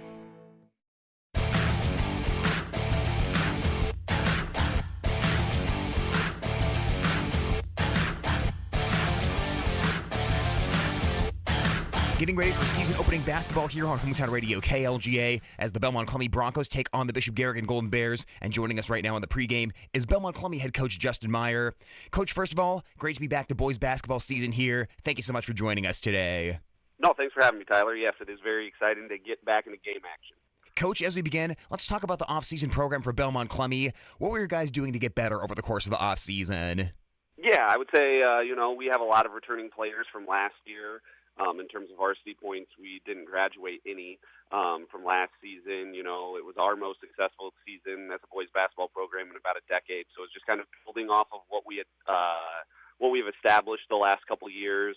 We've got a lot of returning starters that are now going into their third year of starting varsity basketball. There was a lot of continuity. It wasn't a whole lot of necessarily changes during the off season. It was just a lot of doing what we do well and doing it a little bit better, and then taking some of those areas of improvement and trying to turn them into areas of strength, perhaps. And, Coach, going back to last season, like you referenced in that response, it was a huge step forward for this Belmond-Klemme team, getting into double-digit wins last year, and it felt like your guys started to learn what it's like to win basketball games. But with that, there were still some games that got away late for Belmond-Klemme that they were close in. So, as you now look at this season, what does that process of learning how to win, learning how to put a full 4 quarters together, and finishing more of these games look like? Yeah, we just had that conversation the other day in practice that I feel like our guys do a really good job in the flow of a game, getting up and down. We got guys that just play a lot of basketball, and we want to be at a relatively quick pace. But also they have to understand that when it comes down to crunch time against teams like Bishop Garrigan, some of those top teams in our conference, it can't always necessarily be a frantic pace. There are going to be some times, especially at the end of games, when we have a lead perhaps, going down the stretch. I know last year when we played Bishop Garrigan, we were up by 7 in the fourth quarter and just got a little bit too fast. Bishop made a lot of shots down the stretch and ended up pulling it out over us the second time that we played. But, it's just one of those things that as a coach, we continue to learn that. A lot of it is, honestly, at practices, we've got a stack of note cards over the last couple of years that we've written down game scenarios where it might be last year against Bishop Garrigan. We're going to run through the scenario. We're up by 7. We have the ball. There's 4 minutes left. Let's play out this game and see if we can execute some things in practice. So it's really nice as a coach to have that to fall back on, that we're not coming up with just random scenarios, but we actually have real game experiences where I can say, hey, here was the game. I don't know, so-and-so just hit a three-pointer. The other team just took a timeout. Here's the score. Here's the situation. Let's see if we can close this out. It's not necessarily game experience, but it's as close as we can get in practice for sure. We're talking right now with Belmond-Klemme head coach Justin Meyer. Coach, a great matchup here to start off the season as you guys take on the Bishop Garrigan Golden Bears, another team that also has a lot of the same returning talent from last season. As you get ready for this matchup, what have been some of the biggest things that have jumped out to you about Bishop Garrigan? I feel like Bishop Garrigan's trajectory is very similar to ours. I would say they might even be a year ahead, kind of in their process. They were playing Fort Dodge St. Edmunds in a sub-state game last year. That's something, making a deep playoff run in the postseason is something that we aspire to do. I really just think that this is going to be a fun way to start the season, a really good litmus test for us to try to figure out, okay, what sort of things during the off season, those things that we implemented that are new or slightly different, what sort of things are going to work there, what sort of things maybe not so much. Like I said, it will be a really good litmus test for us to kind of measure ourselves against somebody that we know at the end of the season is going to be towards the top of Iowa West Conference for sure.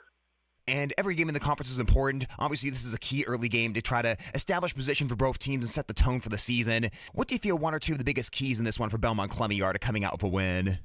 Bishop Garrigan's got some kids that can definitely score the ball. I think a lot of it's going to come down to making them take tough shots. And then from tough shots, you've got Thomas down low. I know that he's a really good offensive rebounder, so it's going to be a matter of keeping them off the glass and just making shots for Schwab and Joyce as difficult as possible. Trying to do some of those things. You guys have are coming off of, Bishop Garrigan's coming off of a state championship in football. So, I do think that although they're two different sports, I think learning how to win in one sport definitely translates to another sport. You've got Furch, who's he's starting quarterback for you. That experience going into the basketball season, I think, is going to be, key there. That, again, it's one of those things. I have the utmost respect for Bishop Garrigan and kind of what they do in their program, and this is going to be a really exciting opportunity for us. No matter how it turns out, to, again, measure us against another team that luckily, I shouldn't say luckily, but we got bumped back down to 1A in basketball, at a team that we're going to have to beat teams like this, like Bishop, later on in the postseason, really good teams that are really well coached. And, Coach, that leads me to my final question here. You're entering a new season. Everything is starting fresh, and a lot of expectations around the program now to continue improving on last year. As you and the coaching staff look at what you want the season to be as a whole for Belmond-Klemme, where are your expectations heading into this year? Yeah, I think that we proved that we could hang with anybody in the conference last year. We beat Forest City. We were up in the fourth quarter against Bishop Garrigan. I think other than that, Lake Mills, we lost to twice, but we had a fourth quarter lead there. I think that we proved that we can hang with anybody, and now it's just a matter of just taking that. And really, I think that offensively, we have a lot of skill. It's just a matter of what I want to do is kind of create, and throughout the offseason, create a little bit more of a defensive identity. Because I truly believe that it's going to be tough for teams to hold us under 60 points a game. So what we've got to kind of shoot for defensively is holding other teams under that 60-point barrier to win a lot of basketball games. That, I mean, in terms of wins and losses, I definitely expect more wins than losses. But I know that some losses are bound to happen with the schedule that we have. We've got tough opponents. But I would say our goal for the season is definitely to improve upon where we were last year, kind of put ourselves in the running for the top of Iowa West, and just see where the chips may land later on in the season to try to see if maybe we can make a deeper postseason run than we have in the last decade. Coach, great to talk to you today as the Belmond-Klemme Broncos get ready to take on the Bishop Garrigan Golden Bears. Best of luck in this matchup, and thank you so much for your time. Yeah, thank you, Tyler. That's Belmond-Klemme head coach Justin Meyer. When we come back, tip off for tonight's matchup between the Belmond-Klemme Broncos and the Bishop Garrigan Golden Bears right here on Hometown Radio KLGA and at the Algona Radio YouTube channel. Thank you to these sports club members bringing you this game. Erpelding Voigt & Company CPAs, building wealth beyond taxes.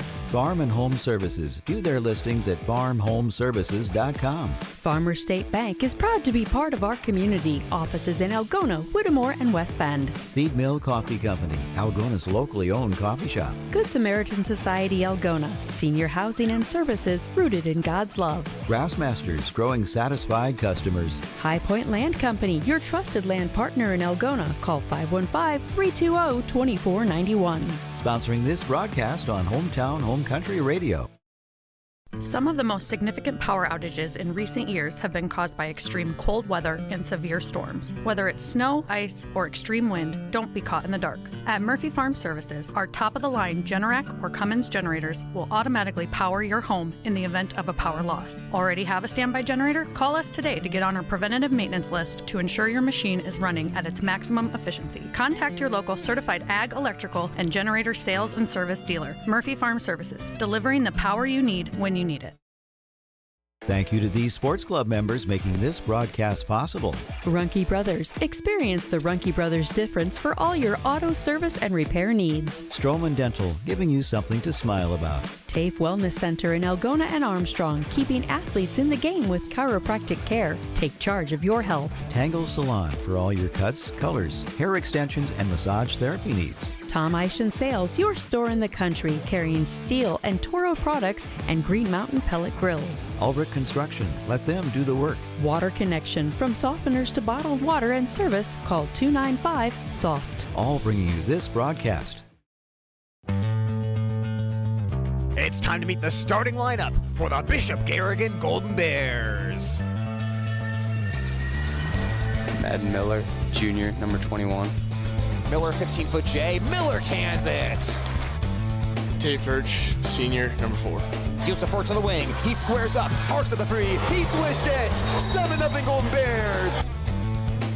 Michael Joyce, junior, number 11. Joyce on the wing, lets it rip, buries the three again. Michael Joyce is back, ladies and gents. Carter Schwab, senior, number 24. Schwab squeezed by a defender, barrels inside, he drew the foul. Oh, and he put it in! He put it in with 2 seconds left. Amari Thomas, senior, number 33. Thomas, another opportunity, hooks it up. Oh, he spun it in! What a play by Amari Thomas, and he drew the foul. Tip-off of your game is coming up next on Hometown and Home Country Radio. Season opening basketball here in the top of Iowa West. The Bishop Garrigan Golden Bears and Belmond-Klemme Broncos playing their first game of the year as Bishop Garrigan comes off a 21-4 campaign last year, a 14-2 record in conference play as they shared the conference title with the Forest City Indians. That was the Bishop Garrigan starting lineup for co-head coaches Mark Meister and Roger Freilich. You just heard here on the radio and on the Algona Radio YouTube stream. Meanwhile, for Belmond-Klemme and head coach Justin Meyer, they're coming off an incredible season last year, a huge improvement with a 12-12 record, and 8-8 finish in conference play as they were fourth in the top of Iowa West. It was their first double-digit win season since the 2013-2014 campaign when they went 24-4 and went to Class 1A state. They made a massive improvement last year and really surprised a lot of teams. Some high-quality wins. They were one of the two teams that knocked off Forest City in top of Iowa West play, and they played Bishop Garrigan twice. One was a Garrigan blowout win, but here at this gym, Belmond-Klemme played Bishop Garrigan extremely tough, even building a fourth-quarter lead before the Golden Bears rallied late to win that one. So this is a Belmond-Klemme team that has a lot of the same players back from last year's team, much the same as Bishop Garrigan. The Bronco lineup for Coach Meyer, the 5'8 junior Cash Young, the 5'9 junior Kyson Lamb, who was a second-team all-conference selection last year, the 6'4 junior Brody Hefner, who was a first-team all-conference selection last year with 15.2 points per game and 9 rebounds per game. They have the 5'7 senior Cale Pletch and the 5'9 senior Griffin Paulson, rounding out the Belmond-Klemme starting five. Belmond-Klemme has struggled against Bishop Garrigan over the years, though. Bishop Garrigan, a 23-1 record against Belmond-Klemme dating back to 2013. Bishop Garrigan has won their last 22 meetings with the Broncos. Belmond-Klemme's lone win in the Bound era against Bishop Garrigan came February 5th of 2014, the season that Belmond-Klemme made it onto state. Bishop Garrigan tonight, they'll be wearing the white uniforms, the gold Garrigan on the front, and gold numerals front and back. Belmond-Klemme, the navy blue uniforms, BK in white on the front, the Bronco logo on the front with the white numerals front and back, and the green trim down the side of uniforms, the white trim on the collar and on the sleeves of the uniform. This is going to be exciting tonight, folks. These are two teams that have virtually the same rosters back from last season, two teams that are poised to take a step forward, and two teams that want to make a statement and cement themselves as contenders in the top of Iowa West Conference. Belmond-Klemme, like you heard in the pregame show, they were Class 2A last year. They're down to Class 1A this year, so who knows? Maybe we could even see a postseason matchup at some point down the line between these two as well. But what we do know is that Bishop Garrigan comes off a state championship in football. There hasn't been a ton of practice time for these guys together. They've made the most of the time they have had, but they are cramming to get the final notes in before their test against Belmond-Klemme as Amari Thomas is out to midcourt. 6'4 senior for Bishop Garrigan going up against the 5'9 junior Kyson Lamb of Belmond-Klemme. So Golden Bears and the Broncos here. Season opener in the boys' top of Iowa West as the tap is won by Belmond-Klemme. Broncos move left to right on the radio dial, and we are underway from Bishop Garrigan High School as Belmond-Klemme comes out working here with Paulson dribbling the basketball, picking it up, flipping it inside to Hefner, makes a great catch behind Miller and draws the foul. What a grab that time by first-team all-conference selection Brody Hefner. He made a catch with one hand like he was an NFL wide receiver, reeled the ball in, kept control of it, and then was fouled on the play as Amari Thomas picks up his first of the night.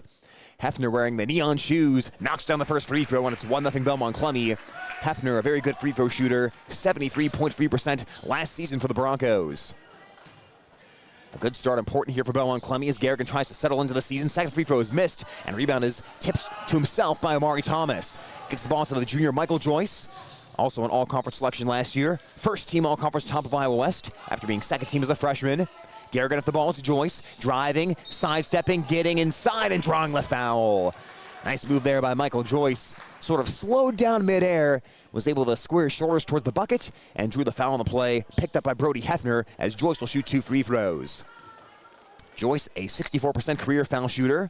Scored a career high last year of 32 points in the season opener at Belmond-Klemme as he knocks down the first foul shot and ties this game at 1.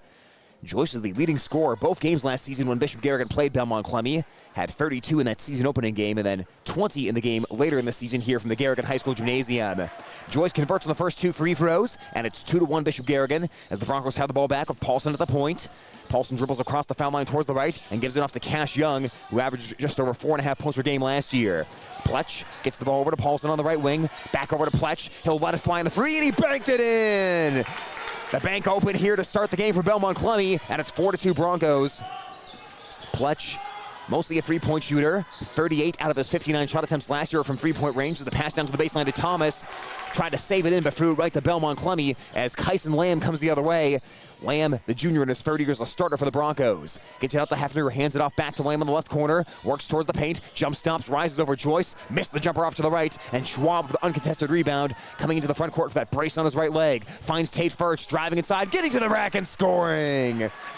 Well, Tate Furch has to get in basketball mode. He was used to dealing out passes on the football field, that time at the receiving end of the pass for his first 2 points of the night. 4-4 tie, 6:33 on the clock in quarter number 1. On the right side is Pletch taking one dribble and handing the ball off to Kyson Lamb. A second-team all-conference selection last year. Gets it to Paulson, now outside to Young on the left wing, pursued by Thomas. Young across the foul line. Gives it off to Lamb. Lamb from downtown, missed the three to the right. Clean it by Hefner. Can't put it back, though. And Furch elevates to the rebound and hugs the ball to keep it secure as Hefner was trying to get it away. Furch swarming in the backcourt, but fires up ahead to Thomas. And Thomas gets contacted by Lamb, and that'll go as a foul. Lamb knocks Thomas off balance that time, and that'll be foul number 2 against Belmond-Klemme. First personal foul on Kyson Lamb. Bishop Garrigan last year, like we said, a 21-4 record. Made it all the way to the sub-state final where they were defeated by St. Edmund. The 4 losses came against Forest City twice and St. Edmund twice. Besides that, Garrigan was perfect as the three-point ball by Schwab is short. Thomas was getting in position for the rebound, but the ball ricochets out of bounds and will go back to Belmond-Klemme. Both these teams, a lot of returning talent. Bishop Garrigan, 3 returning all-conference players with Joyce on the first team and Schwab and Thomas both on the second team. As Paulson drives in, got to the rack, missed on the layup. Hefner cleanup, sets it in. 6-4 Belmond-Klemme. Lamb and Hefner last year, both all-conference selections for the Broncos. They're back in the starting lineup this year. Joyce threads the ball up ahead to Miller, who enters in the starting lineup after Nick Lear graduated from last year's squad. Miller, the new starter here amongst the Garrigan lineup, with Schwab, Joyce, Thomas, and Furch, all starters for last year's sub-state team. Furch drives in, drew the foul, and he missed on the shot, but he'll have a chance for 2 free throws after that play. Belmond-Klemme quickly picking up fouls as that'll go against Brody Hefner, his second personal foul. And Juan Medina, the 6'2" senior, will come in to replace Hefner. Last thing you want for Belmond-Klemme is Hefner getting in foul trouble. The team's leading scorer last season, nearly averaged a double-double with 9 rebounds per game as well. As he'll take a seat on the pine. Furch from just inside the foul line. His runner won't go. Rebound batted out by Thomas, but Medina able to track it down with good hustle for Belmond-Klemme. Also wearing neon shoes along the far side of the court. Young into the forecourt. Guarded by Miller with 5:11 on the clock. 6-4 Belmond-Klemme. Pletch down in the left quarter of Schwab in front of him. Works the dribble towards the right around the arc. Fakes the pass inside and gets it out top to Lamb. Lamb, a 14-point per game scorer last year, pulls the trigger on a 3, missed off back iron. Rebound off the hands of Miller, though, and into the hands of Young for Belmond-Klemme. A fresh 35 for the Broncos. Young probing inside, drops it out to Medina. Can't finish at the rim, and Thomas strong for the rebound for Bishop Garrigan. Furch weaves into the front court with Lamb poking at the basketball. He'll find Joyce down on the right corner. Now out to Schwab in between the circles. Gets a Thomas screen on the wing. Passes to Joyce in the corner. He'll catch. He'll fire. He'll miss the 3. And Young there to collect the rebound for Belmond-Klemme. Slow shooting start for Bishop Garrigan as Lamb's into the front court. Slicing inside and drawing the foul. Lamb trying to jump stop there, but as he was going to the jump stop, a little body-to-body contact initiated by Michael Joyce, who picks up his first personal second team foul by Bishop Garrigan. Paulson from the near side baseline. Gets it into the corner to Lamb. Sidesteps Joyce. Crosses over towards the right. Gets to the baseline. Threads the pass to Medina. Gets to the right block. And Medina double dribbled. Medina not in agreement there. A frustrated look on his face as Belmond-Klemme will turn the basketball over. And a tepid start offensively for both of these teams here in the opening minutes. And you'd sort of expect that. Defense is usually ahead of the offense, and that's a phrase not only in football but in basketball as well. At the start of the season, the defenses usually have the advantage as Furch finds Schwab at the foul line, rips it inside to Thomas. What a find as Thomas finishes! Carter Schwab with a 100-mile-per-hour pass into the hands of Amari Thomas. Senior to senior on the connection as Thomas has his first 2 of the night. Thomas, a 13.5 point per game scorer last year. Schwab averaged just under 5 assists. Pass inside of Medina against a smaller Joyce. Missed on the shot. Rebound off the hands of Miller. Right back to Medina, who lays it in. 8-6 Belmond-Klemme forcefully getting the ball inside against Bishop Garrigan. Furch in the short corner, drives by Medina. Oh, he got crushed on that drive. Lamb was not going to let Furch score at any cost as he got his money's worth out of that foul, and Tate Furch will shoot 2 free throws. A nice move, though, to fake up the defender, get to the bucket, and the only play there for Belmond-Klemme was to commit the foul. Furch last season a 50% free throw shooter. Scored a career high of 20 points in Bishop Garrigan's postseason opening game against Rockford, as he'll knock down the free throw to make it 8-7. Belmond-Klemme still with the early lead. Madden Miller checks out of the game for Bishop Garrigan. Carson Seidels will come into the lineup, the 5'11 junior. Second free throw by Furch. That one is up. Around and out. Rebound is tipped out to the perimeter where it's picked up by Cash Young for Belmond-Klemme. Broncos have brought the 6'2 senior Braden Doherty off the bench as he has the ball right wing right now. Takes one dribble towards the lane and works it back outside instead. Around the arc it goes to Paulson against Furch. Paulson towards the foul line, stops at the top of the arc and flips it over to the left to Pletch. 3:24 on the clock, 8-7 Belmond-Klemme. Pletch left side to Paulson in front of the Bishop Garrigan home crowd. On the wing, Pletch looking for space. Paulson looking for space, that is, as he'll pass to Medina in the corner. Blanketed by Thomas. Handoff goes to Young, trying to shake loose. He'll arc up the three, a bit too strong. Joyce boxes out for the rebound. Doherty tips it away, but Schwab right there to pick it up for Bishop Garrigan. Out to Joyce. The junior weaves across half court, and Bishop Garrigan will call for a timeout here. 3:02 on the clock in quarter number 1. The score right now, Belmond-Klemme 8 and Bishop Garrigan 7. A timeout called by the Golden Bears. A 60-second timeout here on Hometown Radio KLGA and at the Go to Radio YouTube channel. We've got more Sports Club members bringing you this broadcast. Camco Tires, they're all you need to know about tires and service. PMC Advantage Insurance Services, insuring our neighbors for over 80 years. Reeb's Wicked Good Bar and Grill. For wicked good food, drinks, and service, you gotta go to Reeb's. Walker Chiropractic and Wellness, caring for Algona, Sway City, and the surrounding areas with chiropractic, nutritional, and physical therapy services. Algona Pizza Ranch, there's so much to love. West Bend Ford, meeting your service, new and used vehicle needs. Trend Salon, your complete family hair salon. It's all about you. All sponsors of this game broadcast.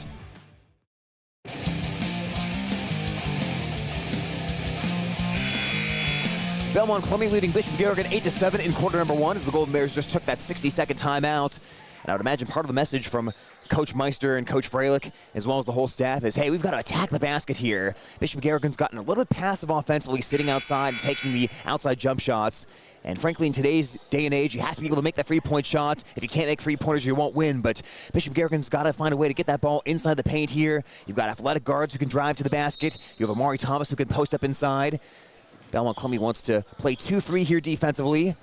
But even if you try to drive inside and can't get anything, you can get some inside-out looks here. So I'd imagine Bishop Garrigan will try to work towards the paint a little bit as Furch catches, he bobbles, it got knocked away. Nice job to keep that away from Belmond-Klemme as he gets to Schwab. Bullet underneath to Thomas, pumps, puts it up and puts it in. Carter Schwab is dropping dimes early in this game to Amari Thomas, and it's 9-8. In the corner, left open, free-point ball, Pletch, and he line drives it as Thomas parachutes in for the rebound. Bishop Garrigan caught a break on that one as Pletch was wide open. 2 minutes, 30 seconds left in the first. Furch at the controls, pestered by Young as Belmond-Klemme's gone back to man-to-man defense. Joyce to the foul line. He drives in left side, got to the rack and scored it. There you go. You've got to find a way to attack the basket. Belmond-Klemme goes flat-footed defensively there as Joyce drove right by with almost no resistance, and it's a 3-point Bishop Garrigan lead. Here's the screen for Paulson. He'll barrel in. Nice drop for Medina, who lays it in. Paulson was blanketed by white jerseys, but worked it across the lane to the other block and found a wide-open Juan Medina, who averaged just under 6.5 points per game last season to make it 11-10. Thomas power dribbles. He hooks it up, banks it off the glass, and scores. Amari Thomas doing work early of 6 points, and it's 13-10 Bishop Garrigan. Of course, Amari Thomas, one of these few Golden Bear basketball players who's not on the football team this year, so he's had a full off season of work, getting ready for this basketball season, always in the gym, working out, getting healthy here, and getting ready to go for what should hopefully be a big season for him and the rest of this Bishop Garrigan team. Medina in the short corner gets it out into the left corner to Cash Young. 1:29 left in the first, a 3-point Garrigan advantage. Paulson takes it in right side, tough shot as Joyce forced him under the basket, and he hit it off the bottom of the rim. Schwab out and running, deals up ahead to Seidels, makes a tough catch, extra pass Furch, pump fakes, Medina flies by and Furch puts it up and in. Poetry in motion there for the Garrigan transition game. It's 15-10 Golden Bears. Nice job by Seidels. Recognizing Furch was open, making the extra pass, and then Furch not rushing up the shot. Medina went right by him, and that's an easy 2. Paulson driving in, he got tripped up, but able to pass the ball outside to Young with 57 seconds left in the quarter. To the right wing, Pletch lets it fly, missed the three-pointer right, and ricochets off to the left into the hands of Tate Furch with 50 seconds remaining in quarter 1. Furch across the half-court line. Belmond-Klemme still in man-to-man here as they've mixed up the defensive looks here so far in this game. Schwab left wing, he'll let it rip, he'll rattle in the three-point shot. Bishop Garrigan's getting cooking now offensively as Schwab has his first tray, and it's 18-10. Pletch open again in the corner. Garrigan dares him to shoot, and Pletch knocks that one down. Schwab said go ahead and take it, and Pletch said sure, why not? Pass him ahead to Joyce, and Joyce got bumped, hip-to-hip contact. Foul committed on the play by Doherty for Belmond-Klemme, as that is team foul number 5, not what the Broncos wanted to do, to send Bishop Garrigan to the free throw stripe. First personal foul against Doherty. It comes with 23 seconds left in the quarter, as that'll give Bishop Garrigan a couple of freebies here. Joyce and Schwab will exchange a few words here before the free throw attempts, as Joyce trucks his way to the line. Joyce, a 14.6 point per game scorer last year, 64% of the charity stripe, as he will knock the first one down. Bishop Garrigan on top at 19-13 with a nice late first quarter push. Schwab to the bench as Madden Miller will re-enter for Bishop Garrigan. We will also see the 6'5" freshman Jack Moeller for the first time as he'll replace likely Michael Joyce as the free throw goes down. And no, he will replace Amari Thomas after that free throw rather. That is an interesting thing to watch here tonight. We know who the Garrigan starters are, and it's not a surprise with 4 of your 5 starters back from last year, but it'll be fascinating to see what the rotation's like and who's coming off the bench and playing minutes there. Belmond-Klemme for the ball. It's Saul Duran in for the first time tonight, gives off to Medina, barreling inside of 9 seconds. He tries to go up and under. Nice job by Moeller staying in front. Shot missed by Medina, and the rebound pops out to Seidels. 3 seconds left, Seidels against Duran. Duran better avoid the foul here, and Seidels is going to run out of time.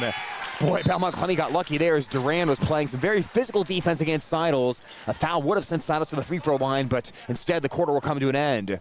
A good push, though, by Bishop Garrigan. They end the first quarter with an advantage, leading 20-13 here on Hometown Radio KLGA and at the Elgato Radio YouTube stream. Where you bank matters. Hi, I'm Sherry Bacon at Security State Bank, and we're relationship bankers. We get to know our customers and understand their financial needs. We're locally owned and operated, which means family, community, and service always comes first. So come to Security State Bank. We'll treat you like family. Security State Bank in Algona, Burt, and Laverne. Member FDIC, Equal Housing Lender. Security State Bank.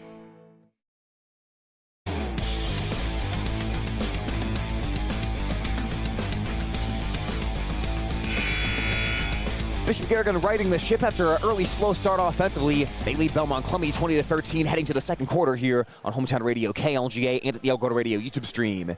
Better ball moving after that Bishop Garrigan timeout. Working the ball around, making an extra pass. Carter Schwab already dishing out a couple of assists. Carson Seidels had an assist as well as Bishop Garrigan starts the second quarter for their starting 5 back on the floor. Joyce, Furch, Schwab, Thomas, and Miller. For Belmond-Klemme, it'll be Duran, Medina, Doherty, Lamb, and Young. Bishop Garrigan operates with the basket towards the left as Furch is at the controls right now. A bounce pass to Michael Joyce as he'll get the Schwab screen. Works around to the right, hands up to Furch on the wing. Furch splits a couple of defenders, had the ball peeled away though, and Medina comes out with the basketball. Good tough defense by Cash Young for Belmond-Klemme. This Bronco team was known for playing close games all of last season as Lamb finds a short corner. Missed on the mid-range J. Ball got knocked out of bounds. Last touched by Bishop Garrigan.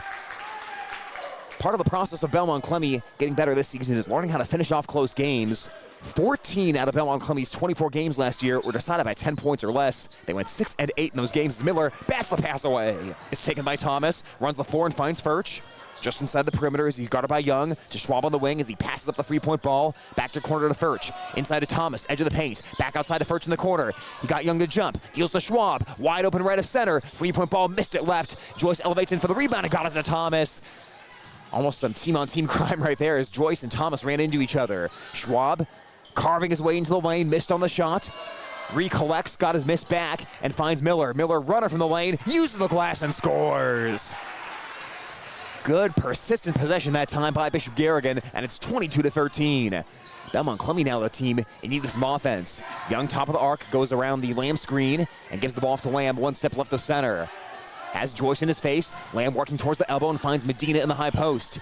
Medina barreling inside against Thomas. Pivots around. Thomas doing a great job staying in front. Didn't fall for the up and under move. Back inside of Medina. He'll try again. He falls down, and it'll be a traveling violation. Textbook defense there by Amari Thomas. He stayed in front the whole time, and he never fell for that flurry of moves by Medina, who blows a tire and turns the basketball over. That is teaching tape right there, folks, for how you should play defense against that. That was perfect by Amari Thomas. Bishop Garrigan has checked in the sophomore Brad Meister into the ball game, as Tate Furch and Carson Sandals are on the bench. Matt Miller on the floor as well for the Golden Bears, as Thomas will try a mid-range J from the short corner, and he hits it. That's not something we saw a lot from Amari last year. The mid-range J, adding that to the arsenal. He has 8 points, and it's 24-13 Bishop Garrigan. Stepping into a three from the top of the arc as Paulson. That one won't go. Rebound batted around off the hands of Meister. Out to Lamb. He'll work in the corner to Duran. Duran's free. Rattles, hits the backboard, and drops in. Boy, did Belmond-Klemme need that, as Duran makes it 24-16 to get it back within single digits. Meister up ahead for Bishop Garrigan. Works his way past Medina, but he got a shot swatted out of the air. That shot rejected by Hefner. As a carry now called by Lamb on the other end of the floor. Cradled that basketball on the drive, and the Broncos will give the ball right back to Bishop Garrigan. Belmond-Klemme came out last year. They surprised everyone with a 7-4 start to the season. Somewhat ran out of gas in the second half, going 5-8 over their final 13 games, but ultimately a 12-12 season, and a big step forward as Miller catches the ball for the deflection in the short corner and knocks down the jumper. Boy, a batted pass found its way through to Miller, and he said, sure, I'll just take this jumper here before the defense can get back in position. Hefner inside, he got by Miller, got the steal and scored. Now the team's trading buckets back and forth here as Bishop Garrigan's on top 26-18. Meister getting past the half-court line and getting bumped and fouled. Now Belmond-Klemme frustrated as Lamb, Duran both throw their hands in the air, and that is foul number 3 on Kyson Lamb. Boy, early foul trouble for the Broncos. 2 fouls by Hefner, 3 by Lamb. Your 2 all-conference players are quickly working their way into foul trouble for Belmond-Klemme. Joyce in left corner for Bishop Garrigan. 26-18 Golden Bears, 5:12 left in the second quarter. Joyce will lob it back towards half court, right at that circle to Tate Furch. Back to the wing to Joyce on the left side. Joyce threading his way towards the lane, jumping and passing to Furch. Looking towards the corner now, up top to Joyce. A bullet to Schwab. Schwab elbow J. That's money for Schwab. Nothing but net, and it's 28-18. 5 points by Carter Schwab, who came into the season with 941 career points. Averaged just over 14 per game last season. A 2-time all-conference selection for Bishop Garrigan. Duran working on the left wing against Thomas. Looking for Medina as Thomas bats that pass out of bounds. The 6'4" Amari Thomas, who has grown a couple of inches, knocking that pass away from Duran as the Broncos bring Doherty and Young back into the game. Lamb and Medina go to the bench. It's always interesting looking at the rosters and seeing who's gained a couple of inches since last season, what the heights are listed at. Several Garrigan players have hit a growth spurt over the offseason, which I'm sure everyone on that staff is happy to see. A nice bounce pass inside by Duran. Doherty struggles to recollect the ball. Thomas bats it away, and it's out of bounds. Last touch by Bishop Garrigan. Doherty really didn't catch that one cleanly. Recollected, but had that blocked out of bounds as Belmond-Klemme will inbound from the far side baseline. Right in front of the watchful eyes of Gary the Bear. Duran throws it into the corner. A 3-point ball by Hefner, and he rattles it in. Hefner had a defender all over him, but it didn't matter, and it's 28-21. Belmond-Klemme is starting to knock down the outside shot as they'll go off a 2-1-2 zone press here against Garrigan, but Joyce able to navigate into the front court. 4:09 left in the first half. Joyce has 2 defenders with eyes on him, throws it up top. Ill-advised pass as Duran almost knocked it away, but Furch able to collect the basketball for Bishop Garrigan. 15 on the shot clock. Furch lobs near side to Schwab. Has Duran on him, looking inside to Joyce. Joyce from the elbow, knocks down the jumper. Bishop Garrigan unlocking that mid-range game big time here so far against Belmond-Klemme. Matt Miller's had a couple of mid-range shots. Amari Thomas from the mid-range, as has Carter Schwab and Michael Joyce. Bishop Garrigan steals the ball away from Belmond-Klemme, and a 3/4 court length pass is thrown away. They couldn't find Matt Miller as the ball goes out of bounds on the turnover. That's an old school part of the game, but you're twisting the dials offensively, making the adjustments. Our normal game isn't working. We're not finding the offense we need. Sometimes those mid-range shots are going to be the most open shots that you get. As Thomas goes to the bench, Bishop Garrigan brings in the sophomore, or the junior Weston Rosenmeyer, that is. Rosenmeyer wearing jersey number 10 for the Golden Bears as he immediately begins to defend Braden Doherty for Belmond-Klemme. Paulson drives in, Schwab stays in front, Paulson powers that one up and in! That ball sat on the front of the rim and fell through, and it's 30-23. Belmond-Klemme has scored on, I think, 4 of their last 5 trips down the floor. Joyce splits 2 defenders, tries to side him past to Schwab, it got deflected, and Schwab touched it last on its way out. The Bronco bench loves it as Belmond-Klemme starting to gain a little momentum and sticking around here against Bishop Garrigan in the second quarter. These teams, in fact, dead even here in the second. Both teams scoring 10 points so far in this frame. Paulson working on the left wing right now, gets the Hefner screen. Oh, he threads it to the rolling Hefner, got to the rack and drew the foul. Little pick and roll action there for Belmond-Klemme, and a beautiful pass by Paulson to Hefner, right in between 2 white jerseys, and the only choice for Bishop Garrigan was to apply the foul on Brody Hefner. Hefner will trek to the free throw stripe, where he was a 73.3% shooter last year, and he'll swish the first one, 30-24. That was foul number 1 of the quarter by Bishop Garrigan. Hefner settles in for the second free throw, as that one rims out, off of the board by Doherty, back up of it, and he draws the foul as well.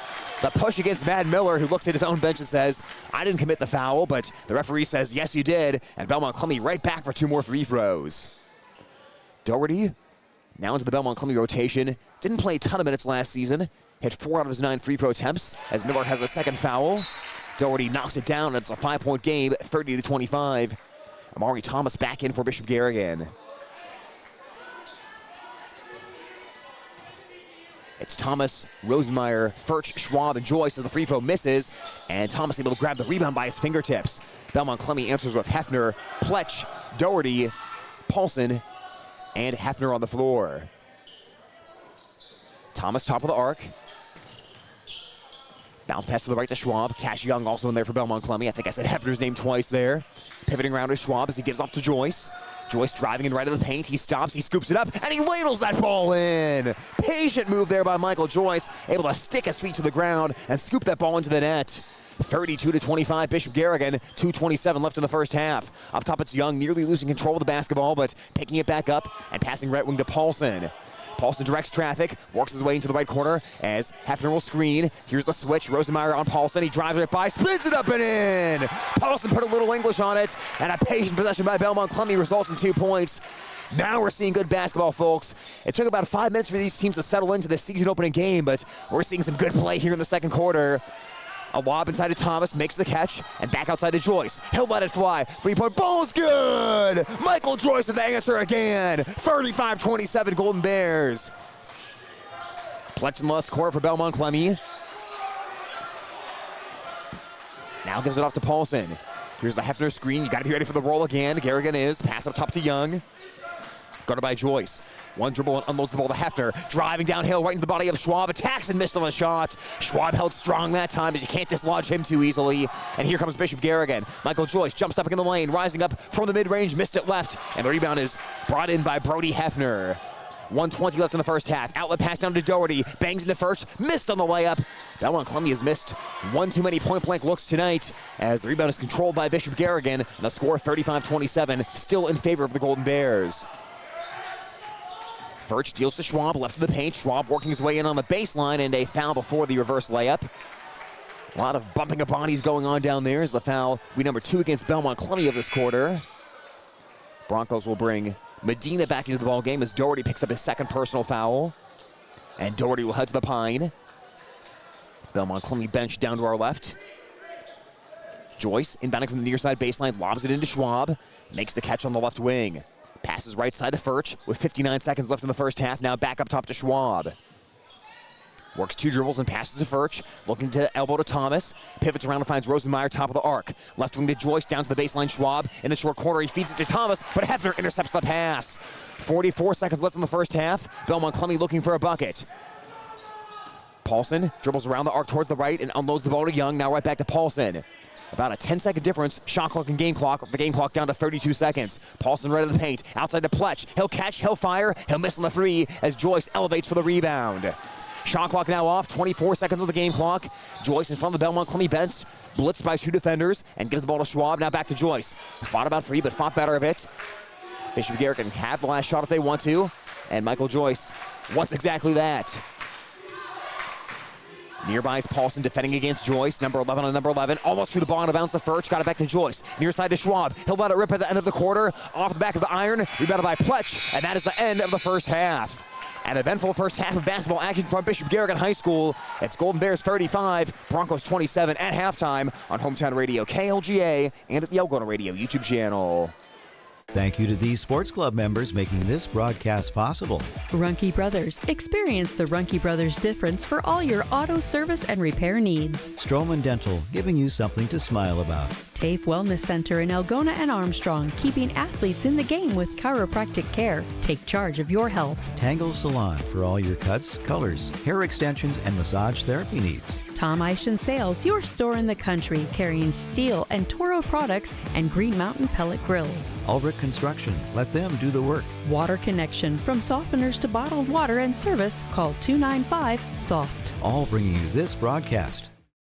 Some of the most significant power outages in recent years have been caused by extreme cold weather and severe storms. Whether it's snow, ice, or extreme wind, don't be caught in the dark. At Murphy Farm Services, our top-of-the-line Generac or Cummins generators will automatically power your home in the event of a power loss. Already have a standby generator? Call us today to get on our preventative maintenance list to ensure your machine is running at its maximum efficiency. Contact your local certified ag, electrical, and generator sales and service dealer, Murphy Farm Services, delivering the power you need when you need it.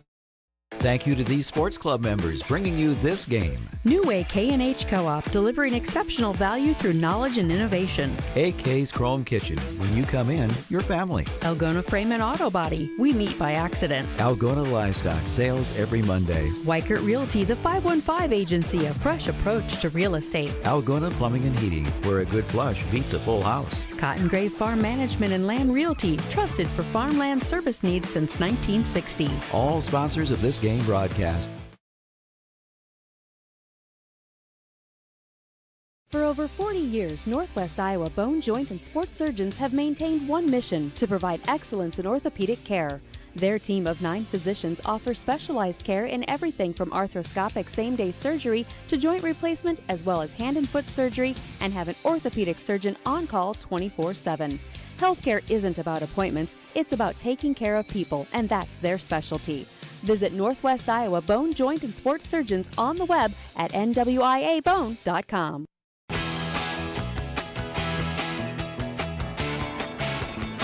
Back here from Bishop Garrigan High School, we're at the half. The Golden Bears have a 35-27 lead over the Belmond-Klemme Broncos. And joining us right now to recap the girls' game is Bishop Garrigan's Ava Roffler. Ava, first of all, thanks for stopping by. Before we recap tonight's game, how's the offseason for you and the Golden Bears? What were you guys doing to get ready for this year of basketball? Oh, yeah, really good. We went over the summer, and we've been practicing every day, and it's been going good so far. Really good, growing together as a team. You know, I know a lot of times Coach Schwab likes to take you guys to some summer tournaments to get some good games in. You know, were you able to see some good competition there during the summer? Yeah, definitely. There was a lot of good teams there, and we got a lot of reps, and we got a lot of practice, and, yeah, we definitely grew, like I said. It was really good. Well, I know the team's just been itching to get going here. You obviously play that first game before Thanksgiving break and then have to wait all the way until this game. You know, how's practice been going as you kind of wait for that full schedule to kick in here? Yeah, we definitely been working a lot on the little things, you know, rebounding, offense, defense, just what we can do and what we need to work on over time, and it's been good. We've just been going hard every practice.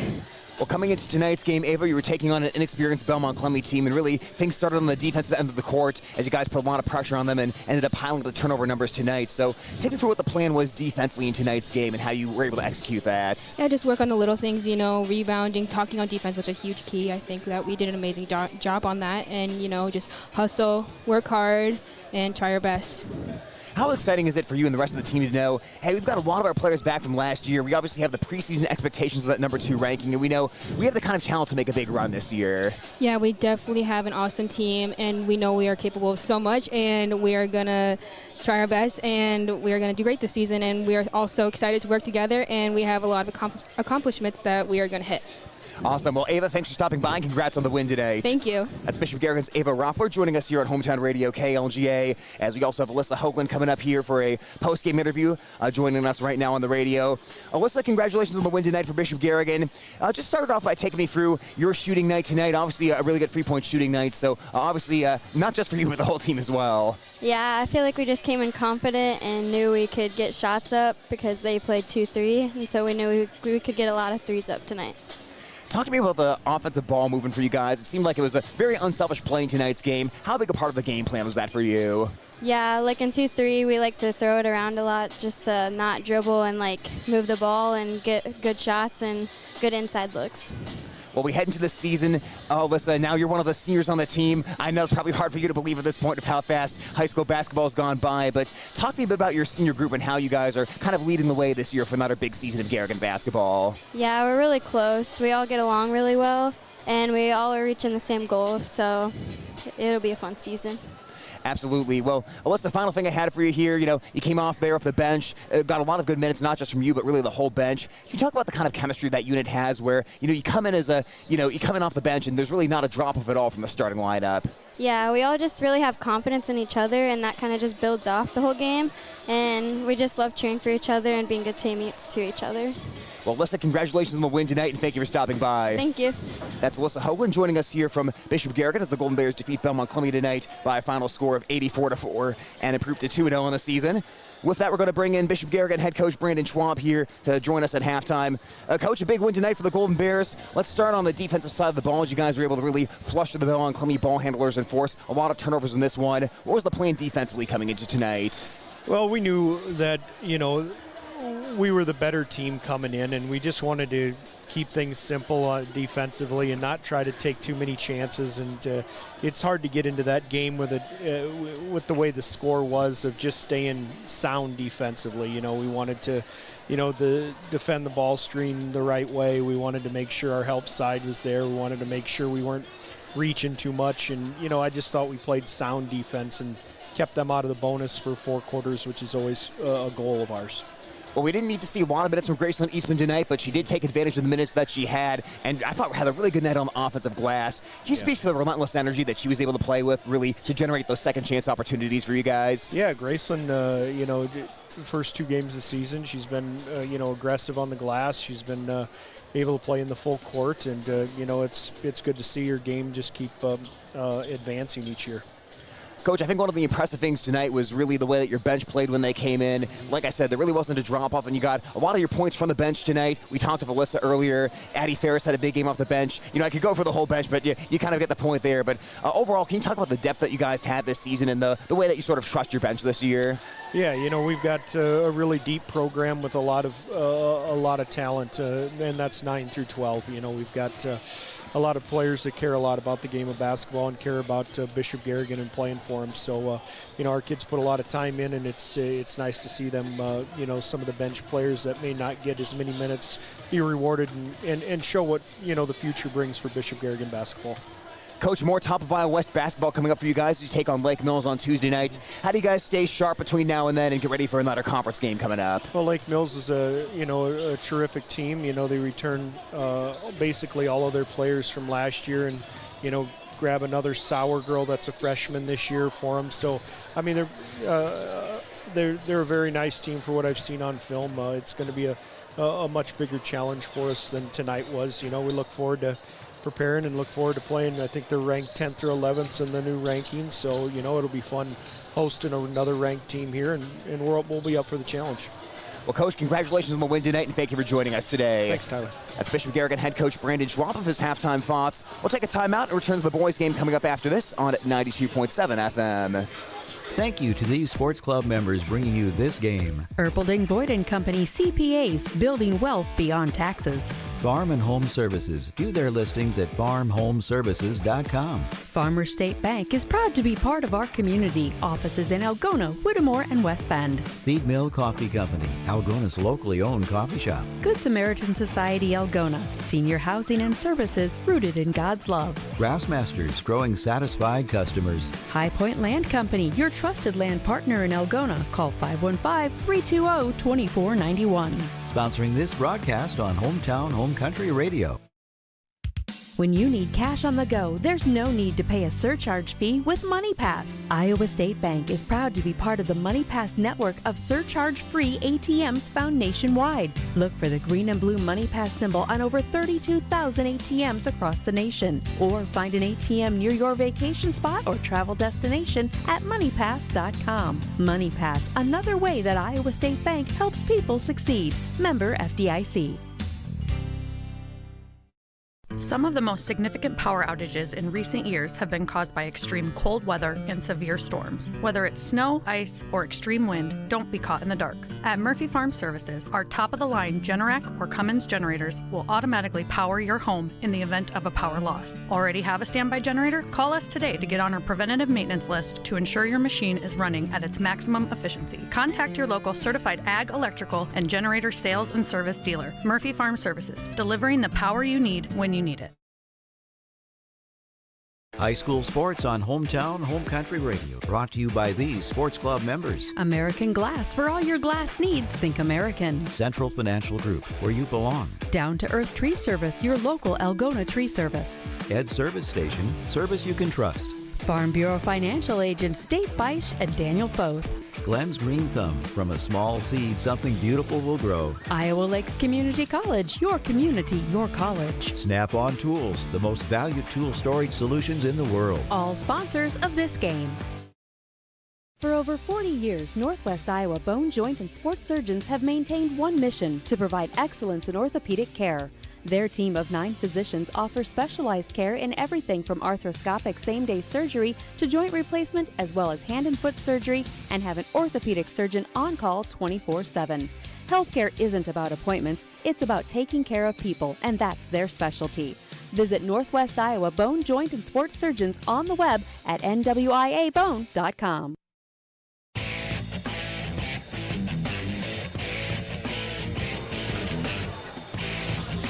Second half of the boys basketball matchup between Bishop Garrigan and Belmond-Klemme coming up, as Bishop Garrigan's on top 35-27, but after some early Golden Bear momentum, the Broncos punched back there in the second quarter and kept this one close. Bishop Garrigan had a 20-13 lead at the end of one. They outscored Belmond-Klemme 15-14 in the second, but within that quarter, it looked like Garrigan had all the momentum. The Broncos did some good things there towards the end of the half, and we got to the point where these two teams were trading buckets back and forth, so that should set us up for an entertaining third quarter here from Bishop Garrigan High School.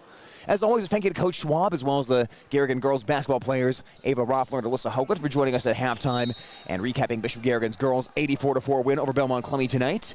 And we now resume in the boys' game as Belmond-Klemme starts with the basketball. Broncos move right to left on the radio dial as Paulson has the rock right now, works left across the foul line and deals off to Lamb, who was held scoreless in the first half. Into Medina, pivots against Thomas, staying in front again is Amari Thomas, as Medina has to shovel it back outside to Lamb. Side steps into a tray, Lamb left it short, as this cold night continues, and the rebound is tipped into the hands of Thomas. That's been a key so far tonight. Bishop Garrigan's held 2 of Belmond-Klemme's starting 5 scoreless, as Kyson Lamb and Cash Young both have yet to get their first bucket of the night.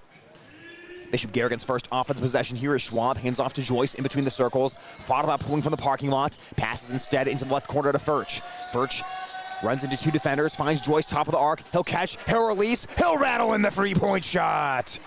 Michael Joyce picks up right where he left off. 16 points by the junior, and it's 38-27. Bishop Garrigan keeps the foot pressed on the gas pedal. Paulson crosses over, got by Furch. Help defense is late from Thomas, and Paulson able to jar loose and get that ball up and in to make it 38-29.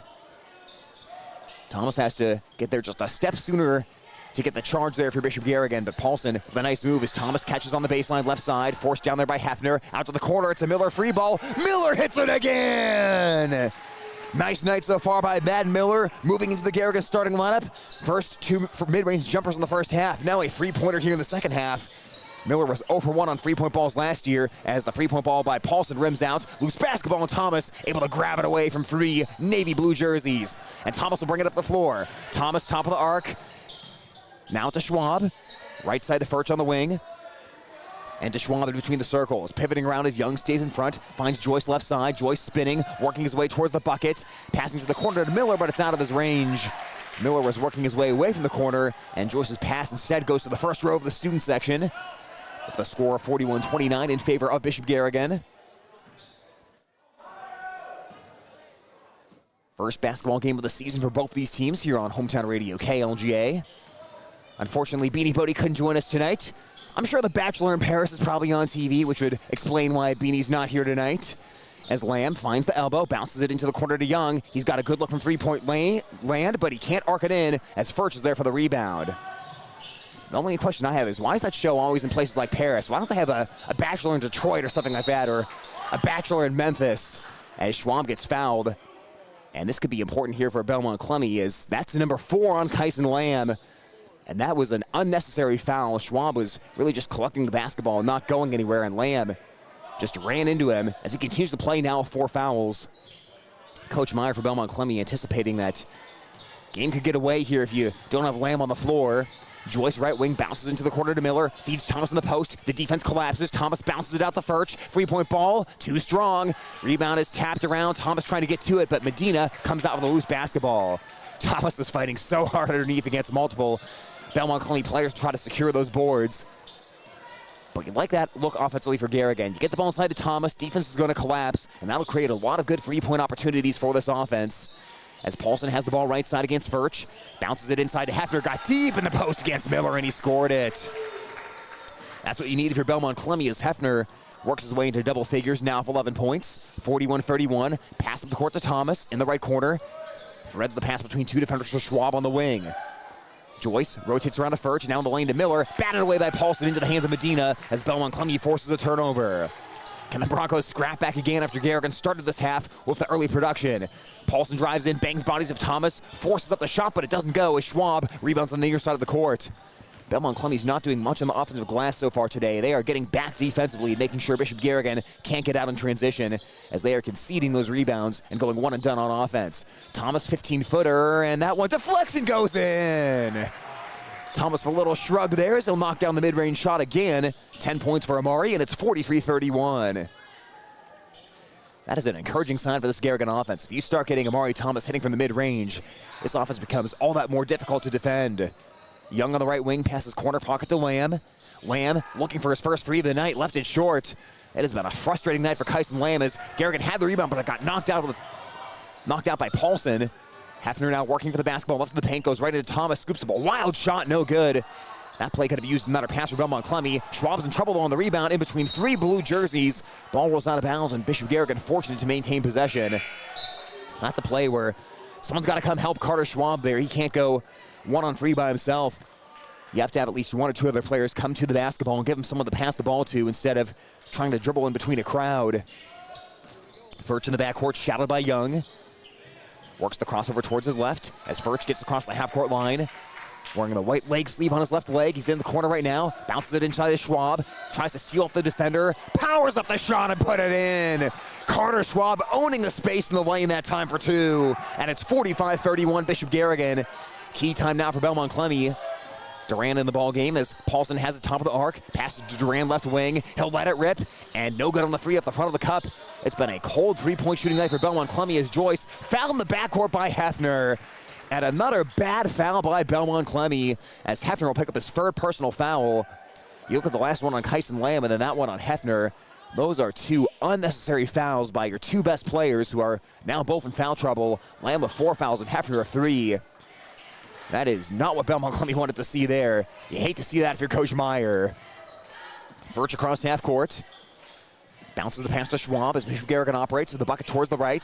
Furch on the right wing. Takes one dribble and lobs back to left to Schwab. Almost threw it over his head. A volleyball pass to Joyce. His 3-point ball is too strong. And elevating in for the rebound is Young for Belmond-Klemme. Young will dribble it across half court, guarded by Thomas. Stops left of center and shovels the ball over towards Paulson on the right side. Paulson with Furch right in front of him. He'll drive inside. He goes right at Furch and wave it off because Paulson shuffled the shoes. Boy, Coach Meyer better be careful as he is halfway off the bench screaming about that call. He did not agree with that assessment of a foul as Furch was giving up ground there to Paulson, but, or the call of a travel, I should say, as Paulson ended up shuffling the shoes. Belmond-Klemme pressuring in the backcourt. Intercepted pass by Hefner, runs the floor and gets the bucket. Took away the pass from Schwab and then went from half court to the lane to lay it in and make it 45-33. Bishop Garrigan on top, but Belmond-Klemme refusing to go away. They bat the pass away again, and Duran intercepts it, but he left the ball behind. Picked up by Thomas. The nice dribble crossover, got to the rack, and he double dribbled. He lost Durant on a flurry of moves, but that was maybe a little bit too good there for Thomas. Double dribbling and turning the ball over. Pace of the game getting a bit out of control right now, and the coaches are sensing that. Bishop Garrigan will expend a 60-second timeout. We'll take it as well here on Hometown Radio KLGA and at the Algona Radio YouTube stream. We've got more sports club members bringing you this broadcast. Camco Tires, they're all you need to know about tires and service. PMC Advantage Insurance Services, insuring our neighbors for over 80 years. Reeb's Wicked Good Bar and Grill. For wicked good food, drinks, and service, you gotta go to Reeb's. Walker Chiropractic and Wellness, caring for Algona, Sway City, and the surrounding areas with chiropractic, nutritional, and physical therapy services. Algona Pizza Ranch, there's so much to love. West Bend Ford, meeting your service, new and used vehicle needs. Trend Salon, your complete family hair salon. It's all about you. All sponsors of this game broadcast.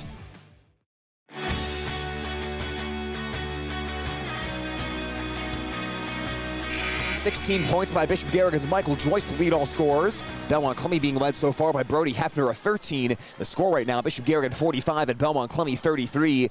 As we saw back and forth turnovers for a couple of possessions, and the Bishop Garrigan coaches said, all right, let's get organized here. That's enough of that. As the timeout was called with 2:14 left in the third quarter. Out of the timeout, it'll be Furch, Joyce, Miller, Thomas, and Schwab for Bishop Garrigan. Belmond-Klemme will counter as they'll have Young, Lamb, Paulson, Duran, and Hefner on the court. It's Belmond-Klemme basketball moving right to left on the radio dial, approaching the dying minutes of the third quarter in this season-opening top of Iowa West matchup. It's been entertaining so far. It's been great at times. It's been sloppy at times as well as Duran feeling it for free, and he finds the bottom of the net. Duran just lulled the Bishop Garrigan defense to sleep with that dribble and pulled for the three-point shot to make it 45-36. Second free ball of the night off the bench from Duran. Inside, Thomas lays it up and in on the other end. You get Amari Thomas the ball that close to the bucket, and it's almost always going to end in 2 points. Thomas in double figures of 12 as Duran dribbles on the left wing against Schwab. Looks inside to Hefner, and that pass taken away by Carter Schwab. Didn't put any arc on it as Schwab dribbles into the front court, pivots around, passes away from the double team to Joyce. Down the lane goes Joyce, drops off for Miller, lays it up and in! A beautiful find by Michael Joyce, drawing in the two defenders, and Miller finishes at the rack. 49-36. Bishop Garrigan's offense is sharpened up here compared to the early moments of the game as Paulson will drive down the lane, and a foul called before any shot can go up. First foul of the quarter going against Bishop Garrigan, as Miller will check out of the ball game. First personal foul called on Tate Furch.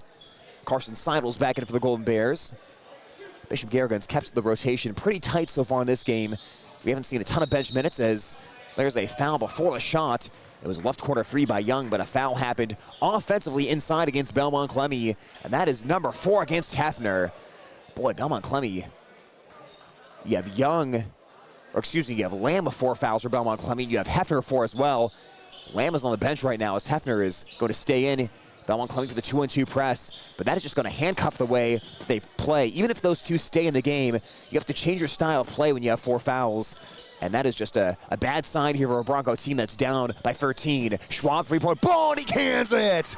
Make it 16! Carter Schwab with his 10th point of the night, and Bishop Garrigan starting to pull away here in the third, 52-36. Durant in front of the Belmond-Klemme bench, dribbling against Joyce, driving towards the baseline, Joyce staying in front.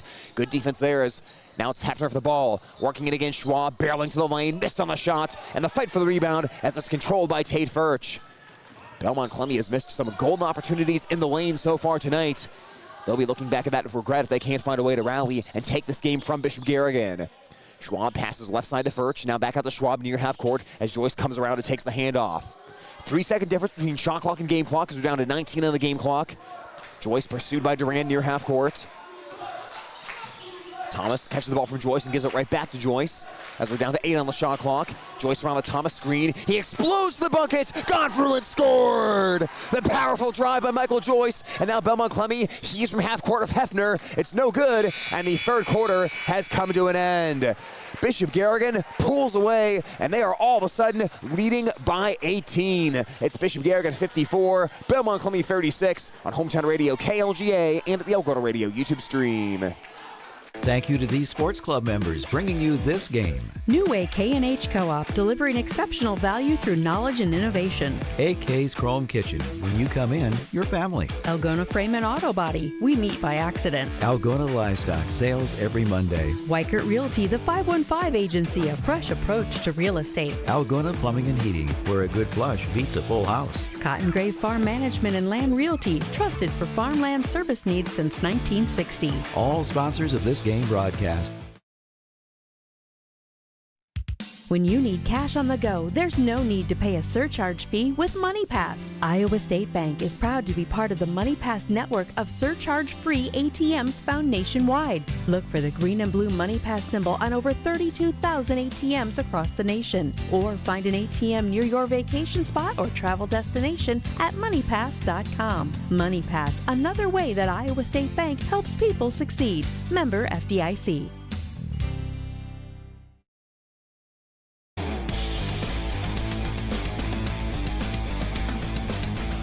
Start of the fourth quarter from Bishop Garrigan High School and the season-opening top of Iowa West battle between the Golden Bears and the Broncos of Belmond-Klemme. Score right now 54-36 in favor of Bishop Garrigan as the Golden Bears outscored Belmond-Klemme 19-9 in the third. Seidels passing to Joyce, right corner, free, and Joyce buries it again. Bishop Garrigan is raining down the jump shots now as, oh boy, Belmond-Klemme, I think, did Medina go over the baseline there as he was going to pass it inbounds? I think he did, and Belmond-Klemme will turn the basketball over to Bishop Garrigan. Broncos start off here with Medina on the floor, Jaden Queller in for the first time today. Pletch on the floor as well for Belmond-Klemme. Young, as there's a three-point ball by Schwab, no good. Rebound controlled by Joyce, and he'll get it out to Furch. Another chance for Bishop Garrigan. Furch on the left wing, passes to Schwab at the elbow. Schwab, mid-range J is swatted out of the air by Medina, and now here comes Pletch the other direction. Pletch with a couple of three-point balls tonight. He'll drive right down the lane, got by everyone, and he scored. Thomas had the late contest, but Pletch took it to the bucket that time after taking threes earlier on, and it's 57-38. Bounce pass by Joyce, he'll find Seidels, has Medina leaning all over him, and he'll draw the foul. Smart play there by Carson Seidels because he felt the contact by Medina, and he said, if I put the shot up, the officials are probably going to call us a foul no matter what happens. And that is exactly what happened, as Carson Seidels will shoot free throws. Did not have any varsity free throw attempts last season, playing sparingly for the Golden Bear varsity, as the free throw is up and it is good. Belmond-Klemme is going to bring the firepower back in here for the stretch run and try to get back into this game. Hefner and Lamb both back into 4 fouls. It's Doherty also entering the ball game alongside Paulson as the second free throw by Seidels, and that one will ripple right through the net. 58-38 right now, Bishop Garrigan. It's Doherty giving the ball off to Duran. 59-38 rather. As into the lane goes Hefner, he pumped fake Joyce, he put it up, he drew the foul, and he put it down. What a fake by Hefner as he got Joyce to fly by in one direction, commit the foul, and then got the ball in past Amari Thomas's contest. Hefner is putting on a show here tonight, and it's 2 fouls now for Michael Joyce, and a chance for a three-point play for Belmond-Klemme's Hefner. Hefner converts on another free throw shot. Can't complain tonight, but the free throw shooting for Belmond-Klemme, that has been on the mark in this game. 2-2-1 press here by Belmond-Klemme. Furch bullets it up ahead to Seidels. Seidels passes to Thomas. It got batted off the backboard by Belmond-Klemme. The Broncos forced the steal. Here's Lamb into the front court. Probably carried the ball there, but they say he lost control of it. Into the corner, it's Doherty. He'll try the three. He left it short. In the lane, Carter Schwab controls the rebound. Outlets to Seidels down the floor. Bounces it to Thomas. 1-on-1 with Doherty. Thomas off glass, and he scores. 61-41. A 20-point Bishop Garrigan lead as the offensive attack continues here with some excellent transition. Three-point ball by Young, in and out, no good. Went halfway down, and Schwab vacuums in the rebound for Bishop Garrigan. Gets the ball up ahead to Joyce. Into the lane to Thomas from the mid-range. That shot missed just about everything. Might have gotten tipped on the way up as we have a foul underneath the bucket. Collision there in between Furch and Lamb, as Furch will be the guilty party on that foul.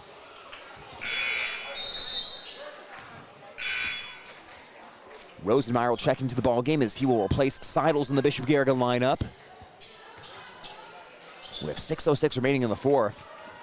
Boy, this game was close pretty much throughout the first half and in the early part of the third quarter, but all of a sudden Garrigan grabbed momentum and they have really held on to it tightly since that time, not letting Belmond-Klemme get back within striking range as Paulson drives in, spins it off the window, and scores at a crazy angle.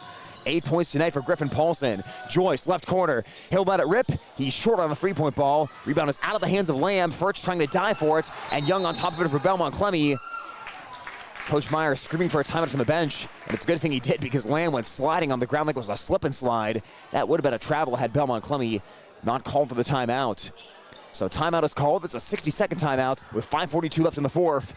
Bishop Garrigan trying to close this one out, leading 61-43 on Hometown Radio KLGA and at the Elgato Radio YouTube channel. Thank you to these sports club members bringing you this game. Erpelding Voigt & Company CPAs, building wealth beyond taxes.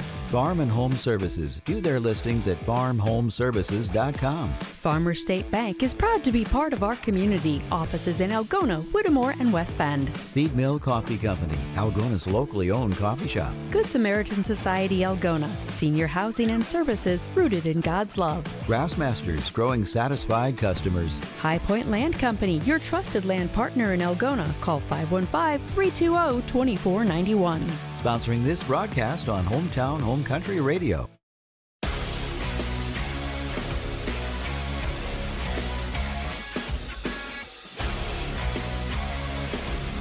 Bishop Garrigan closing in on a season-opening win, but still more work to be done as the Golden Bears lead Belmond-Klemme 61-43 with 5:42 left in the fourth quarter. Belmond-Klemme, a team that got in the habit of playing close games last season, 14 out of their 24 games being decided by 10 points or less. But they've got to go on a little run here to get this one within 10 points and try to threaten the Golden Bears down the stretch. We'll see how Bishop Garrigan closes this one out. Sometimes last year, Bishop Garrigan did let a few teams get back into games in the fourth quarter as Duran's three-point ball won't go. Thomas has the rebound and throws it away to Paulson. Paulson plays it across the lane to Young, now outside to Hefner on the wing. Hefner deals to Duran, left side three off the front of the cup, and this time rebound is firmly grasped by Thomas as we'll get it out to Schwab. Furch weaving across the half-court line, taking it right down Main Street. Got the ball stripped out of his hands, though, and knocked out of bounds by Belmond-Klemme. Michael Joyce leading Bishop Garrigan of 21 points. He's joined in double digits by Thomas of 14 and Schwab of 10. Not to mention Matt Miller making his starting lineup debut of 9. Thomas catches the inbounds pass in the lane, goes strong up over the ball, and he puts it in. Amari Thomas with a chance for a three-point play, and he's up to 16 points tonight. No hesitation there by Thomas. Did a nice job of shifting a bit over towards his right to get a little bit of a cleaner look at that basket amongst the several Belmond-Klemme defenders.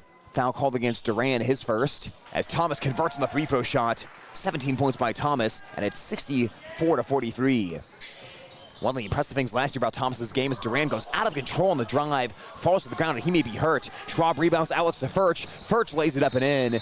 66-43, and Duran is still waiting to get up here as the officials will stop play here and let everyone get a look at Duran and make sure he's all right.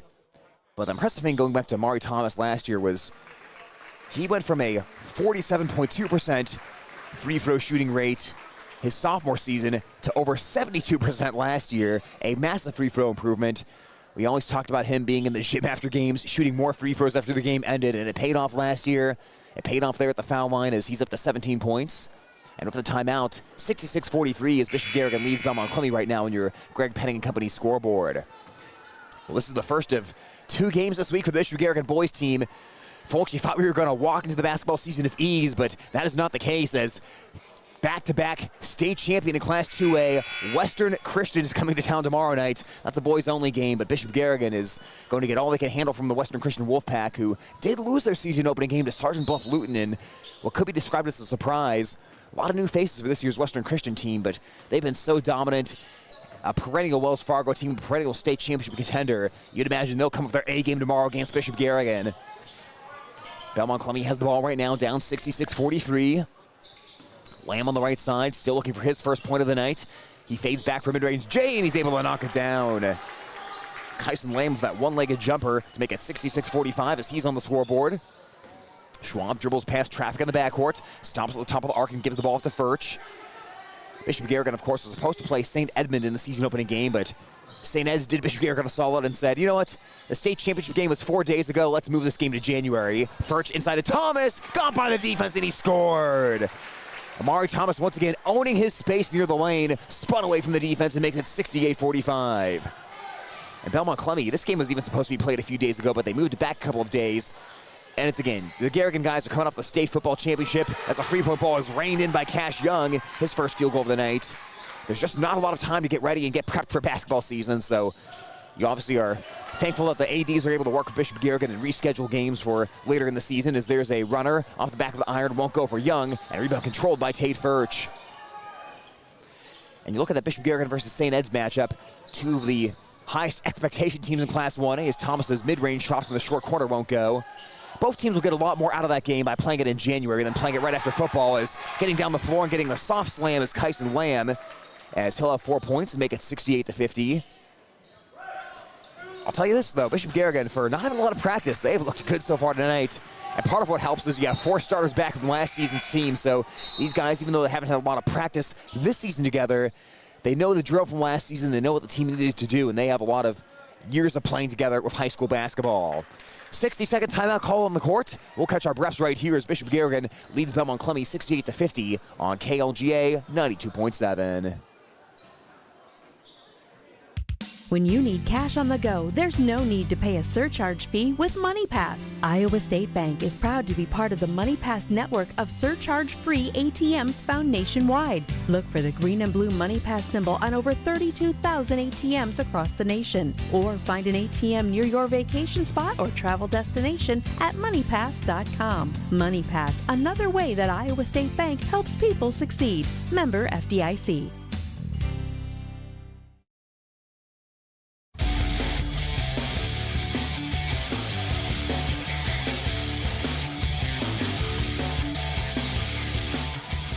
Dying moments of the fourth quarter as Bishop Garrigan leads Belmond-Klemme 68-50, and it's going to be a delightful time here in the Bishop Garrigan student section because I see a couple of boxes of what appear to be pizza being delivered over there.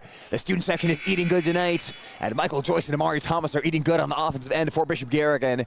Joyce leading all scorers with 21 points. Amari Thomas not far behind of 19, and Bishop Garrigan in command right now, up 68-50 with 3:17 left.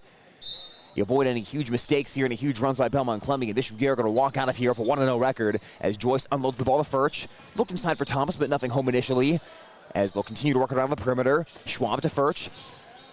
Weaves towards the lane. Underhanded feed to Thomas. Missed on the layup, though, as it got batted off the backboard, and Hefner runs the other way. Deals to Pletch and finds the trailing Paulson. Paulson into the lane. Pass towards Hefner. Goes off his leg and out of bounds with 2:58 left as the Broncos cough it up.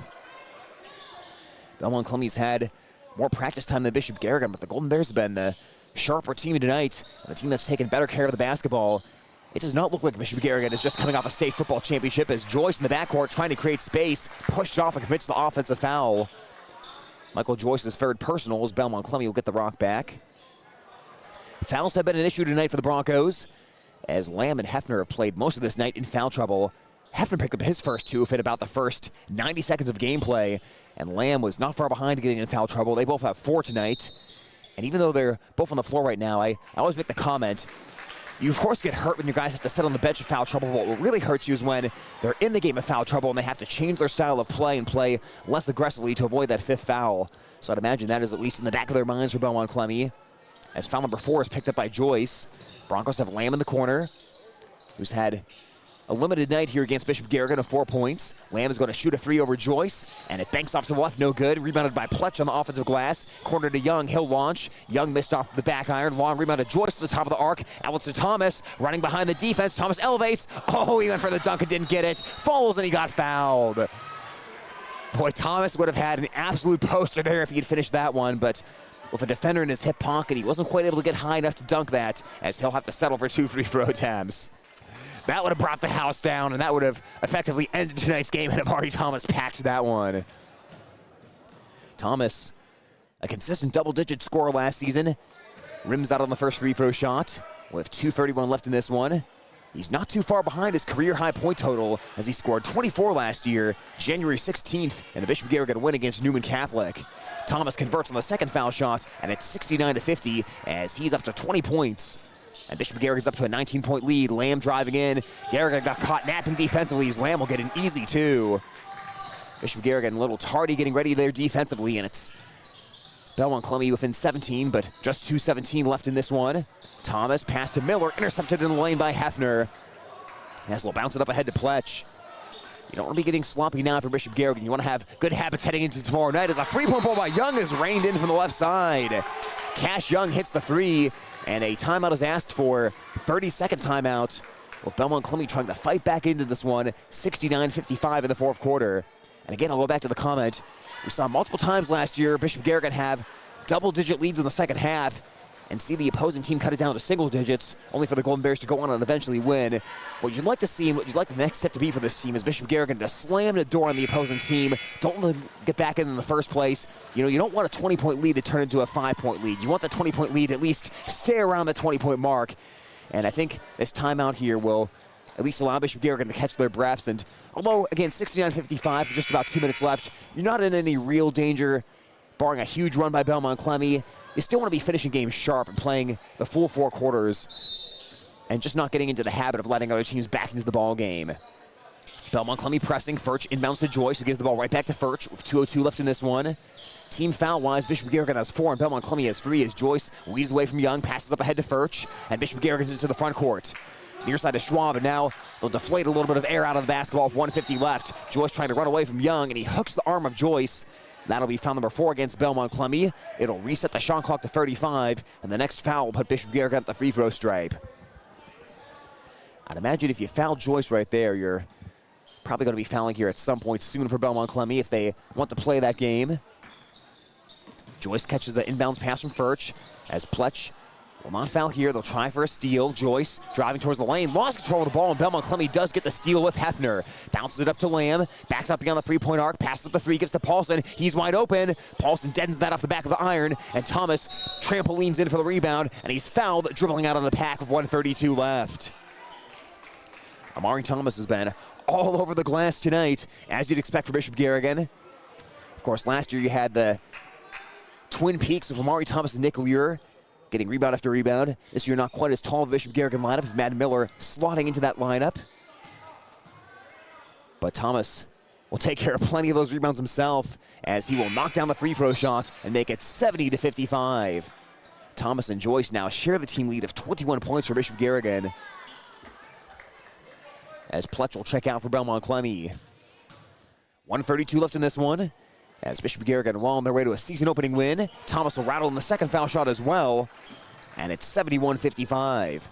22 points by Amari Thomas, 2 shy of his career high. Duran works with the basketball against Joyce, comes outside to Young with 1:23 left. Looking for a shot, he'll pass right to Paulson.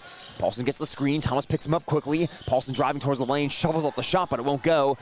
Tipped into the corner, loose basketball, and controlled by Lamb. Goes behind the back, goes to the bucket, and he put it in! What a play by Kyson Lamb! Now you see me, now you don't. Boy, Lamb that time did a little 360 as he took the ball behind his back, somehow kept control of it, and got back in front as he was fouled. Got the continuation, and Amari Thomas fouled him. A magical move there by Kyson Lamb, who converts the free throw. He's up to 9 points, all of those in the fourth quarter, and it's 71-58 as Furch catches a pass. Flopping to the ground was Lamb, trying to draw an offensive foul, but the referees will not whistle for that one. Schwab into the front court to Miller. Miller double teamed, and a foul by Belmond-Klemme, and that's not what the Broncos wanted. Young was trying to dislodge the ball without fouling Miller, as a 30-second timeout is called on the floor with 57 seconds left to go in this one. Like I said, folks, tomorrow night, boys-only game at Bishop Garrigan against Western Christian. Be there or be square. Or if you can't be there, also watch here in the Algona Radio YouTube stream and listen on KLGA. That works as well. But it is going to be fascinating to see tomorrow night. Bishop Garrigan, of course, a team that has Wells Fargo aspirations. Western Christian, a team that has been proven to be a Wells Fargo team time and time again, but has the question mark of all the graduations they had from last year's state championship winning team. And we're going to find out a lot. A lot of new information will be gained about both teams tomorrow night when Bishop Garrigan takes on Western Christian. That's not a game you folks are going to want to miss. What a way to end the week and get this season started for the Bishop Garrigan boys basketball team. 71-58. Tate Furch inbounding the ball with 57 seconds left. Bounces it into Joyce. Joyce swarmed immediately. Belmond-Klemme trying to get the ball out, and they do. Boy, Garrigan has gotten sloppy here down the stretch as Lamb runs the other way. Got it off glass, and Lamb puts it in. 11-point game as Schwab with 45 seconds left. Double teamed in the backcourt, and a foul called against Belmond-Klemme's, I believe, Hefner. And if that's on Hefner, he is done for the night. And it's not on Hefner, fortunately. It's on Cash Young, who's only picking up his third personal foul. And Schwab will trek down for free throw shots. This Belmond-Klemme double team is really forcing some turnovers by Bishop Garrigan. And frankly, they're just getting into bad spots offensively. They're getting marooned along the sideline where the sideline's an extra defender, and the Belmond-Klemme players can just pick up the basketball and try to get it away. Schwab short on the first free throw shot. Even though Bishop Garrigan is going to finish this with a win, barring a miraculous finish by Belmond-Klemme, they did not finish this with an exclamation point here in the final few minutes, as a lane violation will wipe out the free throw shot. Garrigan will now press here against Belmond-Klemme. 1-2-2 for the press as Duran dribbles into the front court, and he'll give it to Young with 38 seconds left. Like I said, that's the next step for this Garrigan team. You've got to find a way to slam the door in these games and play a little cleaner in the fourth quarter as Duran, wild shot off glass, defended by Joyce. Furch controls the rebound with 27 seconds left, picked up his dribble in the backcourt and gives off to Schwab. Belmond-Klemme not fouling here, and now they do foul as Schwab jumped and passed to Furch with 21 seconds left in this game. You gave credit to Bishop Garrigan, of course. They played a very good 3.5 quarters, but Belmond-Klemme's made up about 10, 11 points of this deficit here in the fourth. We started the fourth, Bishop Garrigan up by 18. At one point, they had their lead over 20 here in the fourth as Schwab short on the free throw shot. Schwab 57.5% from the line last season. Second free throw on the way, and that one off the back iron won't go. Rebound loose on the floor, fight for the basketball, picked up by Hefner, and Hefner hit in the face by Madden Miller. Miller was scrapping on the ground like he was going for a loose fumble that time, and it was forearm to face. And Belmond-Klemme in the bonus as Hefner will shoot two. Third personal foul against Miller, comes with 16 seconds left in this one. Well, you didn't expect everything to be perfect here, coming off of high school football season and that state title run. But the attention quickly turns to basketball, and the question's always, what can you do next in this ever-evolving world of high school sports? Of course, a lot of these guys, multi-sport athletes, going from one season to the next. And the expectations high season to season here in this Bishop Garrigan program as Hefner knocks down the foul shot. He leads Belmond-Klemme with 17 points, and it's a 10-point margin, 71-61. We talked last year about Belmond-Klemme having a lot of games decided by 10 points or less. This one tonight may be exactly that as Young offensive rebounds with this free throw. Clock never started. Three-point ball by Young. That's no good. Duran fighting for the rebound and ripping it away. And it's a tie between him and Joyce. This final score is going to be closer than the game actually was, but you have to commend Belmond-Klemme. They could have easily rolled over here, and they never gave up fighting in the fourth quarter, even though this effort will ultimately come up a little bit short here, 13 seconds left.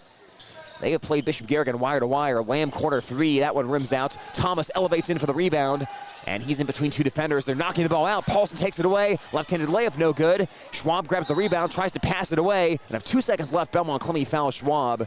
They literally did play all the way down to the final buzzer tonight, folks. As Schwab will trek down, he'll shoot 2 free throws, and then Belmond-Klemme will get the ball back with less than 3 seconds to go, trailing by 10. And that's a good mindset for Coach Meyer and the team to have. You heard him talk in the pregame interview about how much they've worked on situational basketball heading into the season, how much they want to finish off close games this year and improve that 12-12 record. A 12-12 team last year that made it to the second round of the postseason in Class 2A as Schwab knocks down the foul shot. 72-61. Schwab with 11 points. Like I said, you got to get in the habit of playing a full 4 quarters, which Belmond-Klemme did tonight. Second free throw good, 73-61. Inbounded to Duran, as Duran will heave from half court. That's off the front of the rim, and this one is in the books. Bishop Garrigan has a season-opening win. They defeat the Belmond-Klemme Broncos 73-61 to wrap up the night from Bishop Garrigan High School. Golden Bears 1-0 on the season. Belmond-Klemme will fall to 0-1 as this game will come to an end. We'll take a quick timeout, look at a few final scoring numbers after this on Hometown Radio KLGA and the Algona Radio YouTube stream.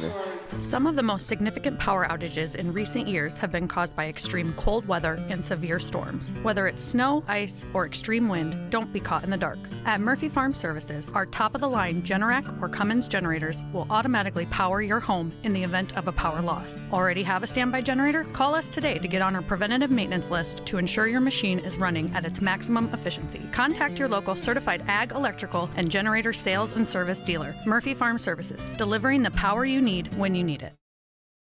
Thank you to these sports club members bringing you this game. New Way K&H Co-op, delivering exceptional value through knowledge and innovation. AK's Chrome Kitchen. When you come in, your family. Algona Frame and Auto Body. We meet by accident. Algona Livestock. Sales every Monday. Weichert Realty, the 515 agency. A fresh approach to real estate. Algona Plumbing and Heating, where a good flush beats a full house. Cotton Grave Farm Management and Land Realty. Trusted for farmland service needs since 1960. All sponsors of this game broadcast. Where you bank matters. Hi, I'm Sherry Bacon at Security State Bank, and we're relationship bankers. We get to know our customers and understand their financial needs. We're locally owned and operated, which means family, community, and service always comes first. So come to Security State Bank. We'll treat you like family. Security State Bank in Algona, Burt, and Laverne. Member FDIC, Equal Housing Lender. Security State Bank.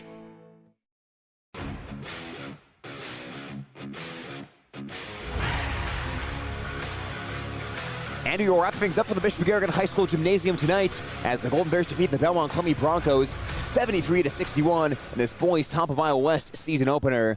I'm Tyler Lance, wrapping things up here on KLGA and our Algona Radio YouTube stream as our video stream presented by all our great sponsors, including Chemna Auto Center, Algona Municipal Utilities, PMC Advantage Insurance Services, Iowa State Bank, Algona Frame and Auto Body, and Electronic Specialties. Looking at the scoring for tonight, individually for Belmond-Klemme, it was Brody Hefner leading the way of 17 points. Kyson Lamb scored 11, all of those in the fourth quarter. 8 points tonight by Griffin Paulson, 8 by Cale Pletch as well. Saul Duran and Cash Young each had 6 points. Juan Medina scored 4 points, and Braden Doherty had 1 point for the Belmond-Klemme Broncos. As for the Bishop Garrigan Golden Bears, they were able to get 21 points from Michael Joyce tonight. He was topped only by Amari Thomas, who had 22 points, just 2 shy of his career high. 12 points were scored by Carter Schwab, the third Golden Bear in double figures. Tate Furch, 7 points in this ball game. Matt Miller had 9, and Carson Seidels 2 to complete the Bishop Garrigan scoring in tonight's matchup. The scoring by quarter tonight, Bishop Garrigan had the early advantage over Belmond-Klemme as they outscored the Broncos 20-13 in the first quarter. In the second quarter, Bishop Garrigan had a 15-14 edge, taking a 35-27 lead at the half. In the third, Golden Bears opened it up and looked like they might run away, outscoring Belmond-Klemme 19-9, taking a 54-36 lead. And then in the final quarter, Belmond-Klemme had the advantage as they outscored Bishop Garrigan by a count of 25-19 to make this final score 73-61. But a few notes for tonight. We wanted to see what this Bishop Garrigan lineup would look like in this game. Of course, the non-question marks, you knew Tate Furch, he's a starter, he's coming back. Michael Joyce, Carter Schwab, Amari Thomas, those guys were all starters on last year's team that made a sub-state game against St. Edmund, and they are all back in the starting lineup, so you knew what that would look like. Obviously, the new insertion to the starting lineup was Matt Miller, and he really added a dimension to this Bishop Garrigan offense that was needed early in the game, and that is the mid-range jump shot. Miller ended with 9 points, knocked down a couple of mid-rangers from the short corner, even hit a three-pointer in that game as well, so Miller really diversified this Bishop Garrigan offense, played well defensively on that end of the court, and you could see why Coach Meister and Coach Freilich were able to put him into the starting lineup and have it be a smooth transition heading into tonight's game.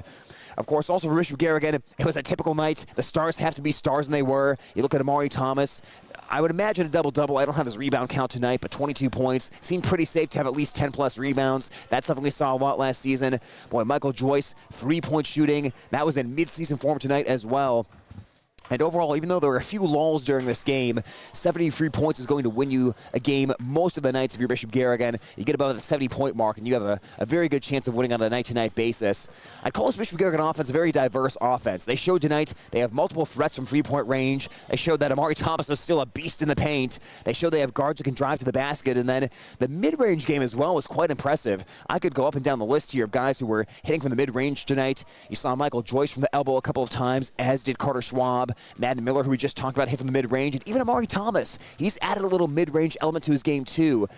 And if you're an offense, it's a balance to strike because you don't want your whole offense to be the mid-range game. Of course, the numbers now in basketball show that you're probably wanting to be taking a lot of open three-point balls, and you want to get the ball inside the paint, under the bucket a lot. You don't want to take a ton of mid-range shots, but you know what? If the defense gives you those open looks, you have to take advantage and at least have that be a part of your offense, at least have them respect the mid-range game. So I'd say this was a really diverse offense for Bishop Garrigan. They showed a lot tonight, and they just have a lot of different ways to beat you on a night-to-night basis, which is highly encouraging for this Golden Bear team. The final thing I'll say here is I'd say the one thing the coaches will probably harp on going into tomorrow night against Western Christian, you got to start finishing these games a little stronger in the fourth quarter if you're the Golden Bears. They were never in danger of losing this one in the fourth, but you hate to see a lead that was at one point over 20 points get trimmed down into the single digits in the fourth and give Belmond-Klemme a little bit of energy. When you have teams down on the ropes, you really want to slam the door shut and leave them no hope of getting back into the game. Part of that is a credit to Belmond-Klemme. They hustled, they double-teamed, they pressed, they stole the ball from Bishop Garrigan, and they started to knock down shots in the fourth quarter that they did not hit in the first 3 quarters. But if you're Bishop Garrigan, you've got to take a little better care of the basketball when the pressure heats up like it did in the fourth, because you face Western Christian tomorrow night. I can promise you this, if you have a bad few minutes against Western Christian, it's not going to be pretty for Bishop Garrigan. So you got to make sure you don't have that little lull like they did at the end of the fourth quarter when you get to tomorrow night against Western Christian. Ultimately, though, it was a positive start to the season for the Golden Bears. Again, you just have this hanging over that, hey, guys are coming off the football season. They're just now getting ready for basketball, and it'll probably be a little while before they play their A-plus game. But you can play as well as you did tonight. You'll win a lot of games, and ultimately, that's what they did in this one to improve to 1-0, while Belmond-Klemme falls to 0-1.